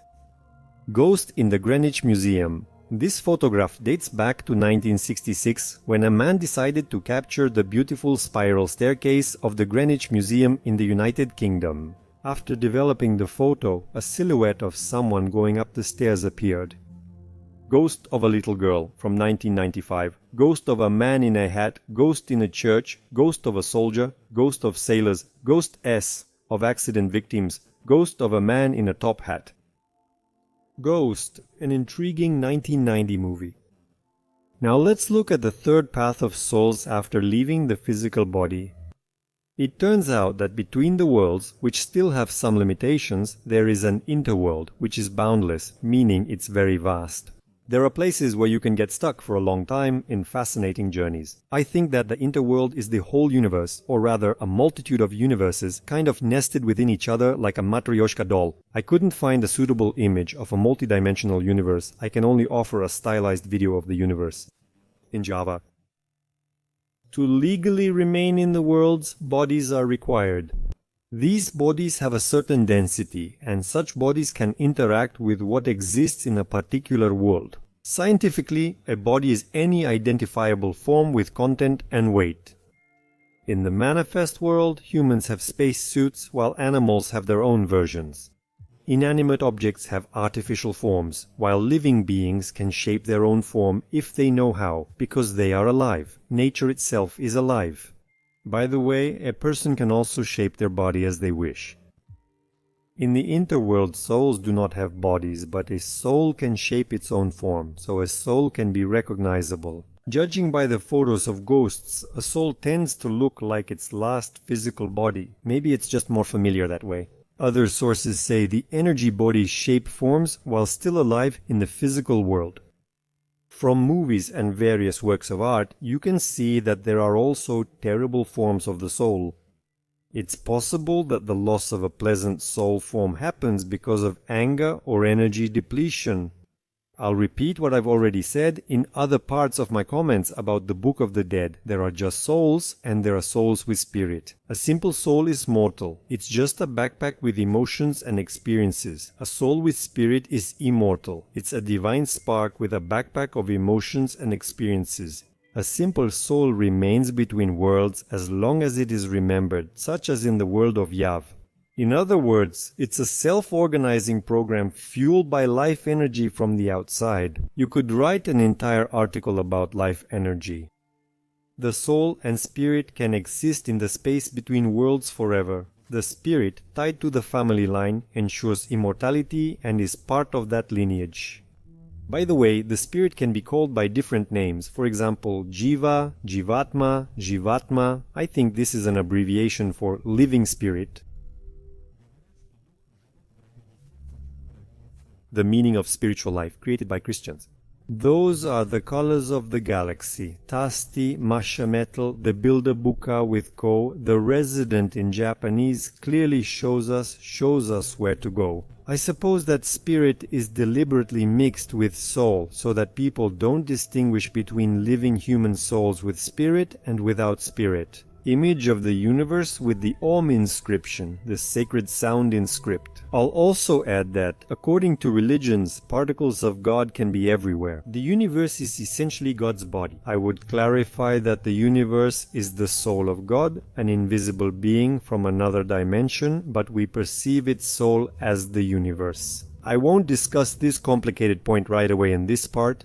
I could be very wrong. I'm talking about the soul of God on the level of feelings. I plan to elaborate on this topic later. So the deceased chooses the third path, to become a ghost. Notice, it's their own choice. Whether consciously or not, that's another question. This occurs at the border or edge of the world of Yav. I should note that it is specifically the mortal soul without a spirit that becomes a restless wanderer, practically tempted by the endless expanses between worlds, or due to strong ties to earthly matters such as revenge, anger, love, murder, or suicide, and so on. It can visit any land, star and earth, but it lives only as long as it is remembered in the world of the living. Eventually, it dissolves into the informational field of some earth. Even an immortal soul with a spirit can end up in the in-between world.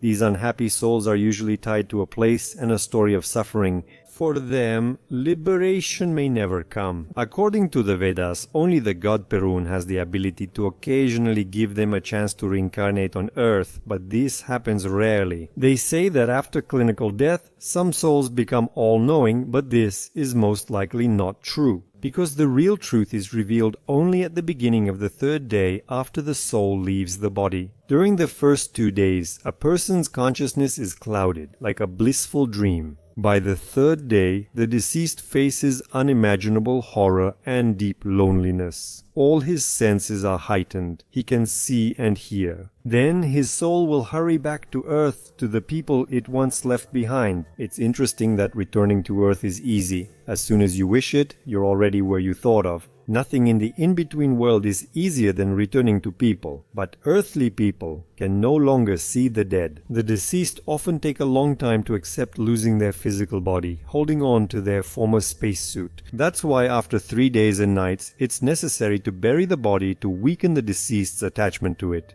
From suffering, the soul of the deceased can even reach hatred. Only after 9 days does the soul finally leave earthly life, and now it no longer often lives with earthly thoughts. It stirs only when remembered, and the more it's remembered, the easier it is for such a soul, whether the memory is good or bad. There isn't much difference. The energy still goes to the soul. Every living being on earth has a soul after death, not just humans. After death, their souls enter the the realm between worlds. Only humans have the strongest souls there. The lifespan of living creatures is short and predetermined. A forest butterfly won't even live a day before it's gone. Most butterflies, animals, and forest birds are similar. No more than 40 days and nights are given, and then it disappears forever. Different creatures on Earth have different lifespans. Non-human souls also dissolve into the ether the same way. Some people are so similar to primitive animals that after death, they don't even reach the world in between, but immediately dissolve into the ether at the moment of death, without any chance of reincarnation. I admit that especially intelligent animal souls may reincarnate in a human body. And I'll also say that Jesus offered the unspiritual souls to accept the Holy Spirit, but they refused, losing immortality, and as we remember, they crucified him. Some say souls can live for thousands of years in the in-between world, if remembered in thoughts or words. This is something those who curse villains should remember, as they are actually helping them to live. It is his haters, their constant earthly thoughts about him, who give him an afterlife and immense power. See the Gospel of Judas, and here's another funny punishment for fools. But he will have to accept endless hungry torment in the kingdom of the dead before he can eat. Whoever stored up their anger will take that anger with them to the next world. A drunkard will die from the drunkenness he lived with, but that passion will stay with him, and he will have no way to satisfy it. And further, whatever you took with you in your soul, that's what you live with in the in-between world. Evil, pain, bitterness, all of it stays in your backpack. That's why you need to control yourself even while alive. And 1,000 years of war, ghosts of an endless war for them. Most of the souls of mortals live as recluses in the in-between. They torment themselves with their own suffering in solitude, even though they can appear anywhere on earth. They can even multiply and manifest in many places at once. But some of them love to appear when called, and to all who call them at once, and at that very moment. After their death, in the space between worlds, every mortal soul will judge itself, and each will receive its own punishment. The punishment it prepared for itself in the earthly world. It's worst of all for suicides. To ease the suffering of suicides, they are buried separately and without gravestones, so they are quickly forgotten. Then the suicide will suffer for less time. This is help for them, not punishment from people. It's clear that a suicide kills not only their physical body, but also their soul. However, the book says that a suicide has a chance to get rid of posthumous suffering with the help of an earthly magician, but this happens very rarely, only for service. From this, it follows that magicians somehow use suicides for their magical purposes, created by Dima Torzok. You have to be able to die impartially, and at your own time. Reincarnation, the fourth path after death, reincarnation, this is the path taken by souls not burdened by sins. These, but who were not able during their lifetime to fulfill their duty to their family and did not learn the essential lessons destined for them by fate for their improvement, these are unique. It seems to me that it will give lives of life here on earth. The third category of souls are the lucky ones among the spirits who managed to convince God Perun to give them another chance to go through learning in earthly life. For the most part, when incarnating in a new body, these entities do not remember all their previous torments. However, impressions of the past remain in their subconscious, which determine a person's inclinations and behavior on an intuitive level. As we can see, life is very kind to all living things. And that's right, because if life were too harsh, it would soon collapse, since there are always more foolish people and those who sin out of foolishness. And we are all given a chance to reconsider and make ourselves better. It's impossible to abuse this trust. If you use your imagination, you could assume bullies are from hell. They're used to being tough after serving time with other tough people. You can't get quiet ones from ghosts, they're used to sailing alone, and the researchers come from the second-year students. Because with each new incarnation in reality, they get better at grasping the material during training. They're kind of more quick-witted. It's not their first time at school, they were just here and don't care about hell. I also think that former ghosts can remember their past faster than anyone else, and they might even be magicians, because they probably tried to manipulate the forces of nature while they were ghosts. Tycho are not former ghosts, rather, they are more drawn to spirituality and culture. Researchers are tied to materialism, to the earth and its laws. Troublemakers fight for justice or turn to banditry. It depends on the desire to seek revenge or to change oneself. As life goes on in Yav, the soul's interests can change greatly under the influence of circumstances. This is a completely natural process. Otherwise, why do we live? But there is a separate category of incarnated souls who, by their own will, come to the world of Yav from higher realms to help humanity overcome certain difficulties. These are the souls of the great teachers of humanity, wanderers. Their memory is not interrupted and they remember everything about their past lives. For example, like the Dalai Lama, any child of humanity who is able to hear the full variety of sounds in the surrounding world, of the mother, of nature, can hear how his heart beats in unison with the universe. But the one who listens only to himself and his own reasoning will never hear the magnificent celestial music. At the same time, the ever-present teachers of humanity and the overseers of lessons will not allow any trickery with the lessons, and they will not let the world of reality be reshaped. Equality is shown, justice, feminism, justice, all according to the law. It is known, a separate reminder is given. He who spends his whole life doing backbreaking work only to satisfy his own senses is his own enemy. If it's not clear, let me explain. For those fools who indulge in sensual pleasures, there is almost no way up. Gluttons, lovers, travelers, loafers, sufferers, drunkards, and other addicts, even smokers, all those empty fans of show business fit perfectly into this category. Unless they are thinkers and trained to live in Navi, then there is a chance. You can work yourself to death for food as much as you want, but it doesn't count for a person. You can train, feel the space, and meditate out of interest as much as you want. That's also missing the point. V. A higher level is achieved by those who are conscious owners of their soul, skilled at controlling their emotions, who have united their spirit with their soul. It is also said that there are other manifest worlds, and these other manifest worlds can be at the level of our reality or lower or higher than it.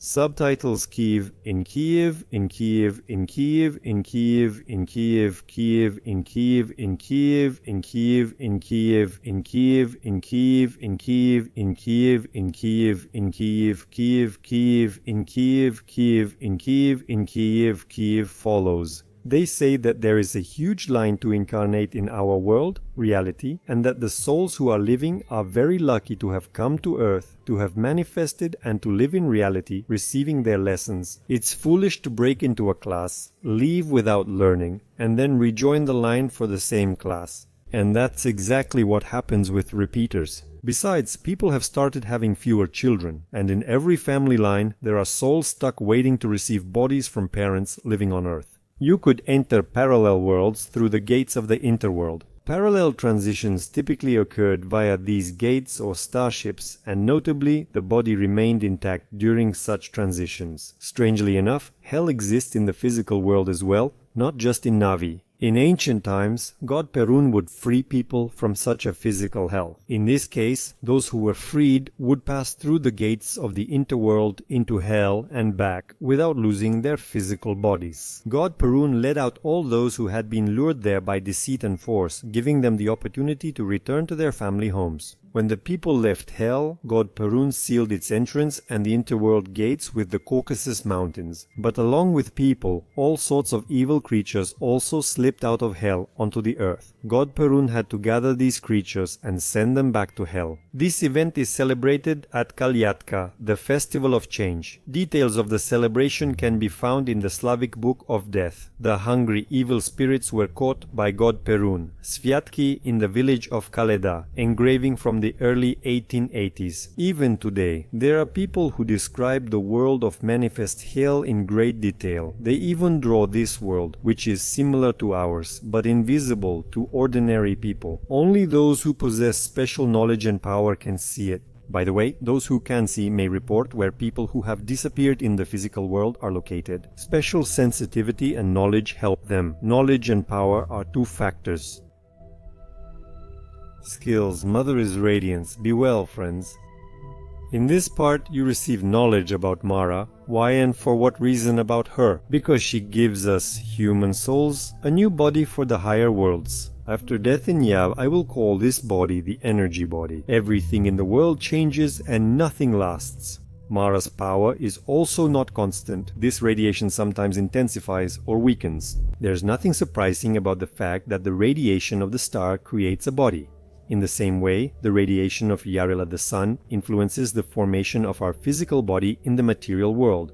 Without the sun, our body gets sick, withers, and dies, as many already know from the sources that are constantly being revealed in our time. A person does not have just one body, and each body is nested within another like a matryoshka doll, and each body performs its own functions. Physical body, etheric body, astral body, mental body, causal body, buddhic body, atmic body, chakras, Sahasrara, Ajna, Vishuddha, Anahata, Manipura, Svadhisthana,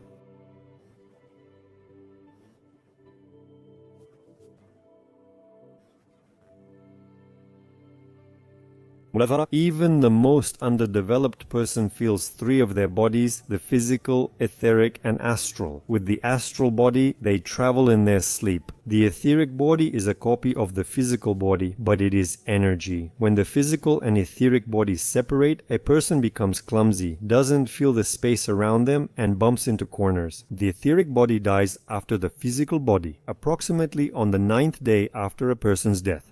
Through their actions, a person may waste their life, but also nurture their soul. People sense this, though not everyone knows what within them feels inner pain and joy. They experience things. The reflection of knowledge about a person in ornaments, spirit plus soul plus physical body equals a human being, an earthling. Or soul plus physical body, a human being, an earthling but without spirit. I believe that during life in the physical world, a person already forms another body, which they don't use yet, but leave for later, for after death. About this energy body, I can only assume that it has a much higher reaction speed, which is why it's not easy to keep it still. I can also assume that this body is controlled by the soul plus the spirit. Any emotions as manifestations of the soul affect this powerful but extremely sensitive energy body. Like any super powerful, ultra-sensitive machine, such a body can be easily destroyed by clumsy or rough handling, because even the slightest impact causes a tremendous response. By earthly standards, the energy body of an unskilled emotional angel looks like a demon. In some fairy tales, there are hints about how to control such a body, and the very first clue is the ability to concentrate, that is, to gather yourself into a single point. And a point, as you know, is a symbol of the Absolute, or God. You have to admit, possessing such a super powerful body is at least interesting, but it's also troublesome. You need to know and be able to do a lot. However, that's how it is with all complicated things. It's clear that the angels cast out from the world of the Legos have such energy bodies and seem like super beings to us, but in reality they are just souls too, only in a high energy, high speed body. Moreover, they are also punished and forced to work off their karma in our manifest world. They don't measure up to the world of the Legos in terms of soul qualities, meaning they are excessively evil and emotional. Don't confuse them with the Legos who come to us. Those are kind and generous. If you want to develop beyond the world of Yav, if you want to reach the world of the Legos, then it's absolutely essential for you to learn self-control. You need to start with the physical body. If you can't manage without doctors and sedatives in the world of Yav, then it's unlikely you'll be able to develop a more powerful energy body. As they say, train and study yourself. Don't get sick, it's a punishment for lack of skill. At the same time, train your willpower. Overcoming illnesses strengthens your will, and even losing part of your physical body doesn't prevent you from developing your energy body. The experience of Alexei Petrovich Meresiev can help you, and not only his. Knowing the great dependence on Mara, people deify her, and not only to stop fearing death or the goddess Mara, but to make better use of her gift. Many modern people today don't even understand the meaning of deification. They attribute mysticism, fantasy, backwardness, or fanaticism to this phenomenon. But it was a technology, a goddess. Mara is a star, and every radiant body looks like a celestial light. Now it's worth talking about Mara's position in the universe and the mechanism of her movement. First, a few words, almost scientifically.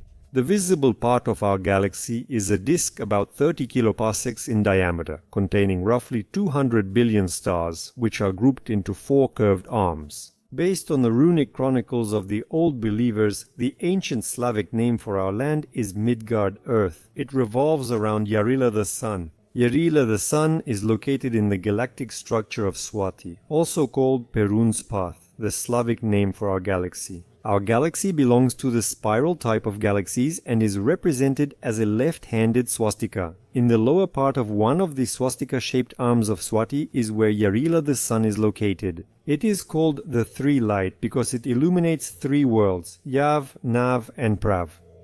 Yarila the Sun in the constellation Zimun is the 8th star. In our swastika-shaped arm of the galaxy, there is also the solar system with the golden sun named Dajdbog the Sun. Its modern name is Beta Leonis. Around the golden sun, Ingard Earth revolves with an orbital period of 576 days. Ingard Earth has 2 moons. The great moon orbits every 36 days and the small moon, Golden, every 9 days. In the golden sun system, Ingard Earth has biological life similar to that on Midgard Earth. That is like ours. They say that this planet is the ancestral home of many Slavic clans. Some of Earth's ancestors are from there. Also, in our galaxy's arm, there is the star of Mara and the star of Jiva. I couldn't find suitable illustrations. Unfortunately, many people try to explain things they don't understand themselves. The attempt is commendable, but the result is not. And I move on to the next point in my reflections about Mara. Since the star of Mara was in the dark regions of the universe for a long time due to the rotation of our galaxy, Mara's radiation has weakened significantly. During that period, dying people also had problems forming energy bodies. These are necessary to cross the border of the Interworld into the world of Legovs. There wasn't enough building material. In the last 2000 years, very few people have managed to enter the world of Legovs. Only very strong individuals can form the necessary body shells on their own without the help of Mara's radiations. And the majority of the dead got stuck in the Interworld or ended up in the reservations like Eden, where they wait endlessly for Judgment Day. The so-called paradise is a trap. I wrote about traps for ghosts.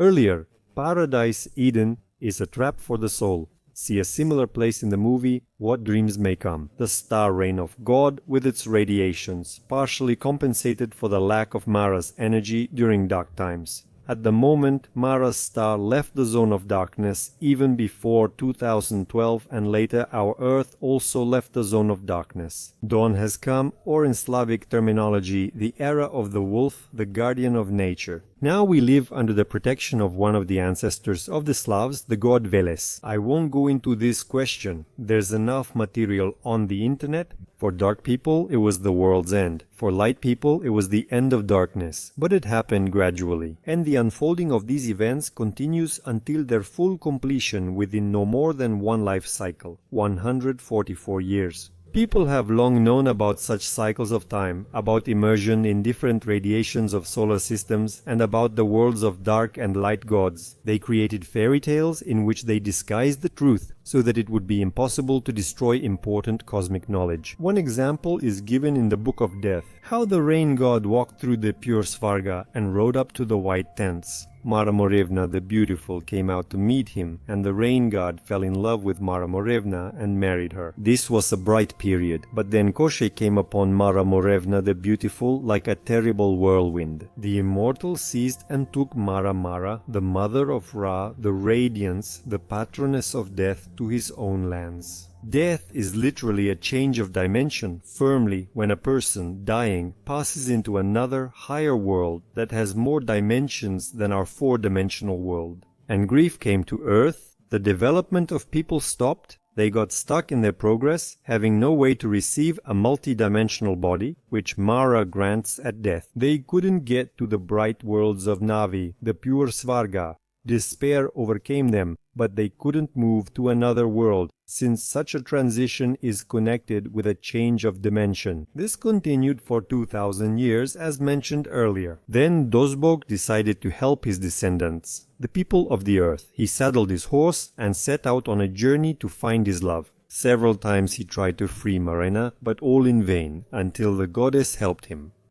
Yoga, or Baba Yoga, her name means the union of the path. Yeghinya built a bridge across the fiery river, the border between Miria, and connected the dark worlds with the pure Svarga. And through this bridge, Dozhbog entered the dark worlds and freed the goddess Mara. But Koshchei, with the help of his technologies, was able to weaken Dozhbog so much that he chained him to the Caucasus Mountains, the Kalin rocks on our land. In Sochi, the district In Matsesta, the goddess Jiva freed Dozhbog, and together with her sister Mara, they restored the powers of the bright god and returned to the pure Svarga. Koshchei pursued, but while crossing the bridge over the fiery river, he fell into the flames and burned, Koshchei the immortal. And the bright gods went to their heavenly palaces and began to live happily, drink mead and have children, from whom to this day descends the lineage of the Slavs, the grandchildren of Dozhbog. It's logical to assume these descents into darkness occur regularly, and this cycle is now familiar to mankind's protectors. In dark times, there are no visitors from the bright worlds on earth,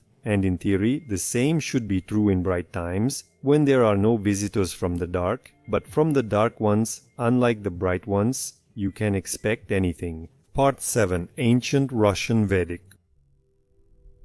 Funeral. Burial was seen by the ancient Russian person as sending someone on a journey. Naturally, the preparations were done carefully. It was necessary to ensure the deceased had a proper life in the new world and maintain a living connection with their relatives. It's interesting that nowadays people send the deceased off rather lightly, as if the deceased will manage on their own. Now, here's almost a direct quote from the Book of the Dead. According to established tradition, when a Slav was dying under any circumstances, they would wash the body. They tried to wash it before the body cooled down. Who doesn't know about the magical power of water? I'll add that water not only washes away dirt, but also nourishes the body. Thus, water balances and relieves existing tension. It's enough to recall the refreshing effect of water after sleep. Changing into clean, sometimes quite expensive clothes, and then sitting on the bench facing the red corner. In the red corner were the icons, covered with a white cloth, and the hands were folded on the chest. Mirrors used to be made of bronze or copper, now they're glass. People covered them with dark cloth, believing uncovered mirrors might let the deceased take relatives' souls. Then there will be several deaths in the same year, one after another. I think glass and water are transitional substances. But I don't think that's why they covered mirrors and earlier looking glasses, because polished copper and bronze were also covered. Most likely they covered them so that the deceased couldn't look at themselves in the mirror. Maybe the lack of a reflection scares him. I also thought that a mirror splits the frequencies that fall on it according to the usual optical law. What if the soul of the deceased rushes at the mirror, not realizing it's just a reflection, not the real world? I don't know how, but I think this could harm the soul's integrity. They didn't lock the doors so that the soul could freely come and go, and nothing would get in its way. Otherwise, the irrational soul might be frightened, since it is then with the body. If it doesn't figure out how to leave, it might stay attached to this place for a long time, up to 3 days. Yes, the experience of leaving the body. I personally confirm that a closed door is really frightening. It feels like everything in this place is closed forever. Probably the sense of time gets lost. You have to make an effort not to rush off somewhere else. There shouldn't be anything in the house that the deceased was strongly attached to during their lifetime. So the soul realizes it can no longer walk here or touch anything with its hands. The hands and feet of the deceased are tied with strips of linen or cotton fabric. Before the funeral procession, the bindings are removed from the hands and feet. A copper wire is tied to the middle finger of the right hand, and its other end is placed in a vessel with soil. This is a kind of grounding, a connection with Mother Earth. It is done so that the body is preserved for a longer time. The right hand emits energy, which is why the wire is tied to it, not to the left hand, which absorbs energy. So in essence, the energy from the body of the deceased should flow into the earth. During life, this happens naturally, the natural flow of energy. If the energy stays inside, the body sort of gets blocked and starts to stagnate. When grounded, energy is lost slowly, but the cells still live normally. I think that's how you can explain the grounding of a deceased person's body. Copper or silver coins are placed on the eyes of the deceased so that the eyes don't open. This was done so that the deceased wouldn't be reflected in parallel structures. The coins should be heavy enough so that the eyes don't open. These same coins will then remain with the deceased. A tribute to Kron for the passage across the river of the in-between worlds. The money is not so much money as it is a symbol of the willingness to pay. The eyes are the mirror of the soul, meaning a passage to the soul. Perhaps the coins block the path to the soul's reservoir in this body. A mirror and a light feather are placed near the face to periodically check for possible resumption of breathing. At this time, all the living leave the room where the deceased is lying. Among the Rus, people did not cry uncontrollably or plead with the dead to stay. This can keep the soul in the house for up to 3 years, sometimes longer. That is, it could lead to the emergence of a poltergeist. The deceased is then carried out feet first, as if leaving on his own. Close relatives are not allowed to carry the body of the deceased or walk in front of the deceased. After the body is taken out of the house, one person must stay behind. Not a relative, but someone who is a friend or a neighbor. Starting from the farthest corner, the floors are washed in all rooms, including the threshold. All the water that is in the house is poured out. Burial. Among the ancient Slavs, depending on where they lived, there were several methods of burial. The main ones were in areas with abundant forests and firewood. For building a kroda, a funeral pyre, the body was cremated. In the steppe regions of Kuban and Don, where there was little fuel, burial in the ground could be used, and during sea voyages, the deceased would be lowered into the water. A cemetery with hundreds of coffins among ancient Slavs was called a pogost, a city of the dead and a place to worship clan ancestors. It was typically across a river or artificial water to symbolize a boundary between the living and the dead. The distance between the cemetery and the river had to be at least 10 sajan, and between the settlement and the river, 27 sajan. 1 sajan is 2.13 meters. The cemetery is shown in the illustration below. The sacred objects included the kroda, altar, funeral feast site, ognivets clan idol, hearth, resting place, burial site, valley of ancestors, and the distances from the kroda to both the altar and funeral feast site.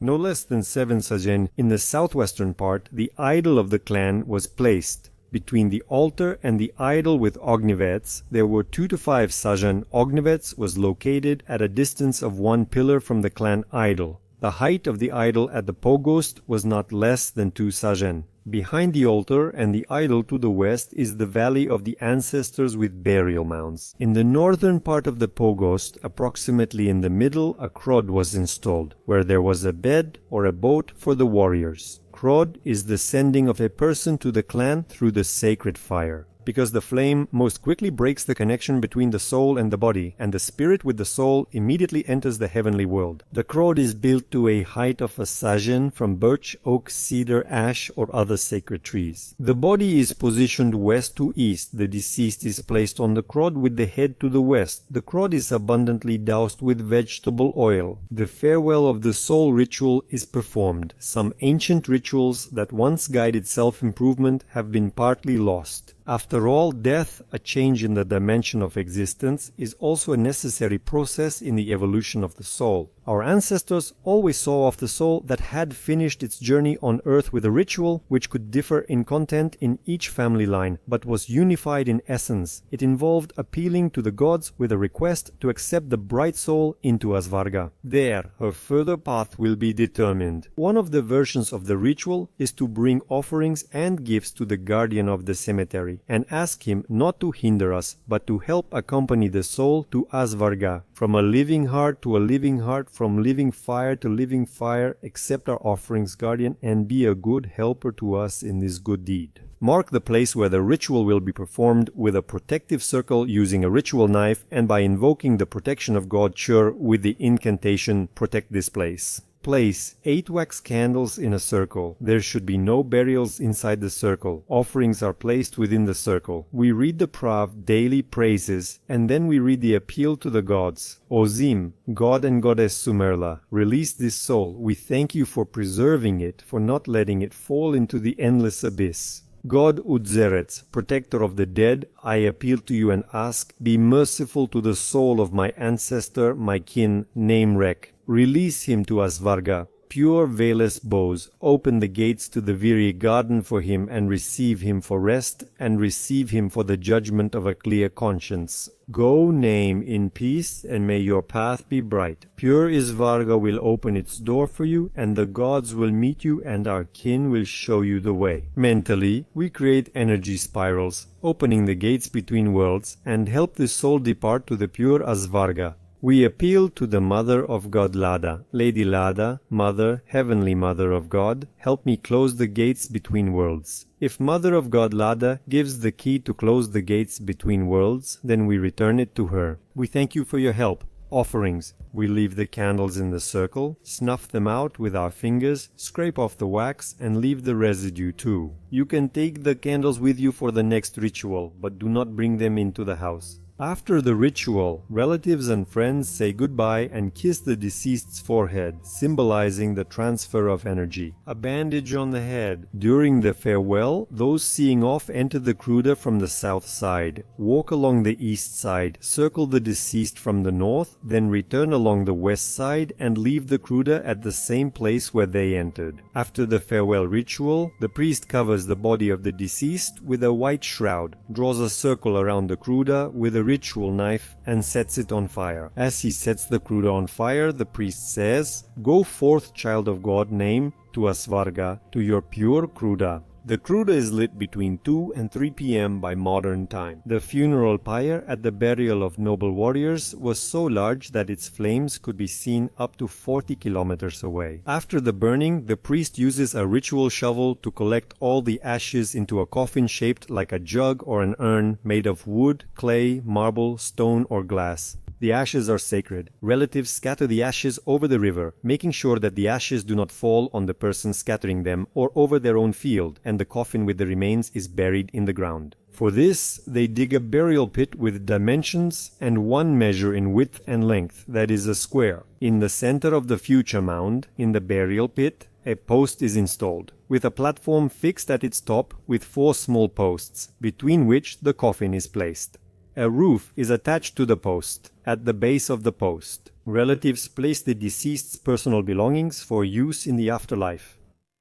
In Omvir, they included weapons and armor, and with the spare wife, they placed grain, mirrors, sickles, and vessels.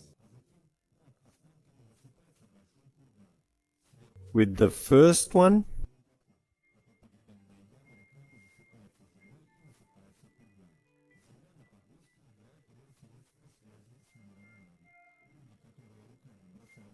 from one side, they pass part of their energy to the deceased through the burial pit and onto the mound to support him. Under no circumstances should burial soil accidentally get down your collar. This is a black magic ritual that disrupts the energy balance and breaks the energy channels of the person who had soil poured down their collar. Sorcerers use such soil to bring otherworldly forces into our world and, with their help, influence someone either for harm or for good. If you take this soil to a Christian church, the priest will use it to perform a ritual to seal the soul of the deceased, and it will no longer be able to move on to a higher realm.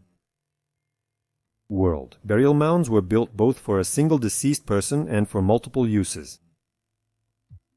In memory of all prominent people, great leaders, priests, magi, rulers, and commanders, a large burial mound is built. For less well-known people, smaller mounds are constructed. Burial mounds in the Valley of the Ancestors were spaced 3 sajan apart in a checkerboard pattern, so that the light from Yarila the sun could illuminate all the mounds, and the shadow from one mound would not fall on the neighboring one at sunrise or sunset. After the mound is heaped over the Domovina, a memorial stone or a wooden stele is placed on its western side, on which they write whose ashes rest beneath it and depict the family symbol. It is schematically shown whether a man or a woman is buried there. The image of memorial steles on the mounds in the form of an arrow and in the shape of an equilateral cross in a circle is made of material. Stone. The image of symbols on memorial stones in different traditions: A female, Lada's star or male, Perun's thunderer; B female on an equilateral cross, male on an equilateral cross. Memorial, farewell dinner, Trisna for Iristalech. If the deceased was a warrior, on the Staliще, warriors with swords would reenact before the gods the battles in which the deceased warrior had participated. His friends would show the past fights he had taken part in. It was a kind of theatrical performance. During the funeral rite, instead of expressing grief and sorrow in the presence of the deceased, everyone present would have fun, play folk musical instruments, sing, dance, tell stories, and perform something like dramatic scenes in a playful spirit, taking part in the performance. After the performance, tables were set for a memorial meal. The next morning they would go to feed the deceased, bringing food to the burial mound and leaving it there. Nothing is taken from the cemetery, and no one goes back there until the 9th day. The ritual memorial dishes, called strava, include kutia, pancakes, pies, cookies, and more. Kutia, sochivo, koliva, and kanun are the main ritual memorial dishes of the Slavs. Porridge made from whole wheat grains, less often from barley or other cereals, and recently from rice, topped with honey or honey syrup. They bring nourishing kutia to the temple or cemetery, eat it, and share with neighbors and the poor in memory of the soul. Usually kutia is eaten at the beginning or end of the meal, and it is left on the table overnight for the souls of the deceased. Blini are a dish whose ritual use is known among the Eastern Slavs, mainly among Russians. In other Slavic lands, various types of bread, porridge, or grain play a similar role in rituals. The main symbolism of blini is connected with the idea of death and the other world. Blini are dedicated to the deceased, and the souls of ancestors are symbolically fed with them. The intermediaries between the world of the living and the other world of the dead are people who come from outside, such as beggars, wanderers, and carolers. Blini are given to them and also meant for a betrothed, the first person met, a shepherd, livestock, a scarecrow, mazlenica, moros, and others. A special significance in the rituals is given to the hot first blin, as well as the last blin baked, the dry one lying on top of the stack, and in fortune-telling, the salted blin. For funerals and memorial services, blini are baked as a commemorative dish dedicated to the deceased. On the day of the burial, a stack of blini is placed on the table. The eldest man present breaks the first blin and puts it on the window for the soul of the deceased. At funerals and memorials, the first hot blin, like bread, is torn, not cut, and placed on windows so its steam can nourish souls. Blini are offered at graves to honor the deceased, and leftovers are given to poor wanderers. Memorial blini are also distributed to the homes of relatives and neighbors with a request to remember the deceased. Blini are baked on the 9th day, the 40th day, and on subsequent memorial days, as well as during the Kolyada memorial parental holidays. Krasnaya Gorka, Radunica, Vesnie Dedov, On Osennie Dedov, and so on.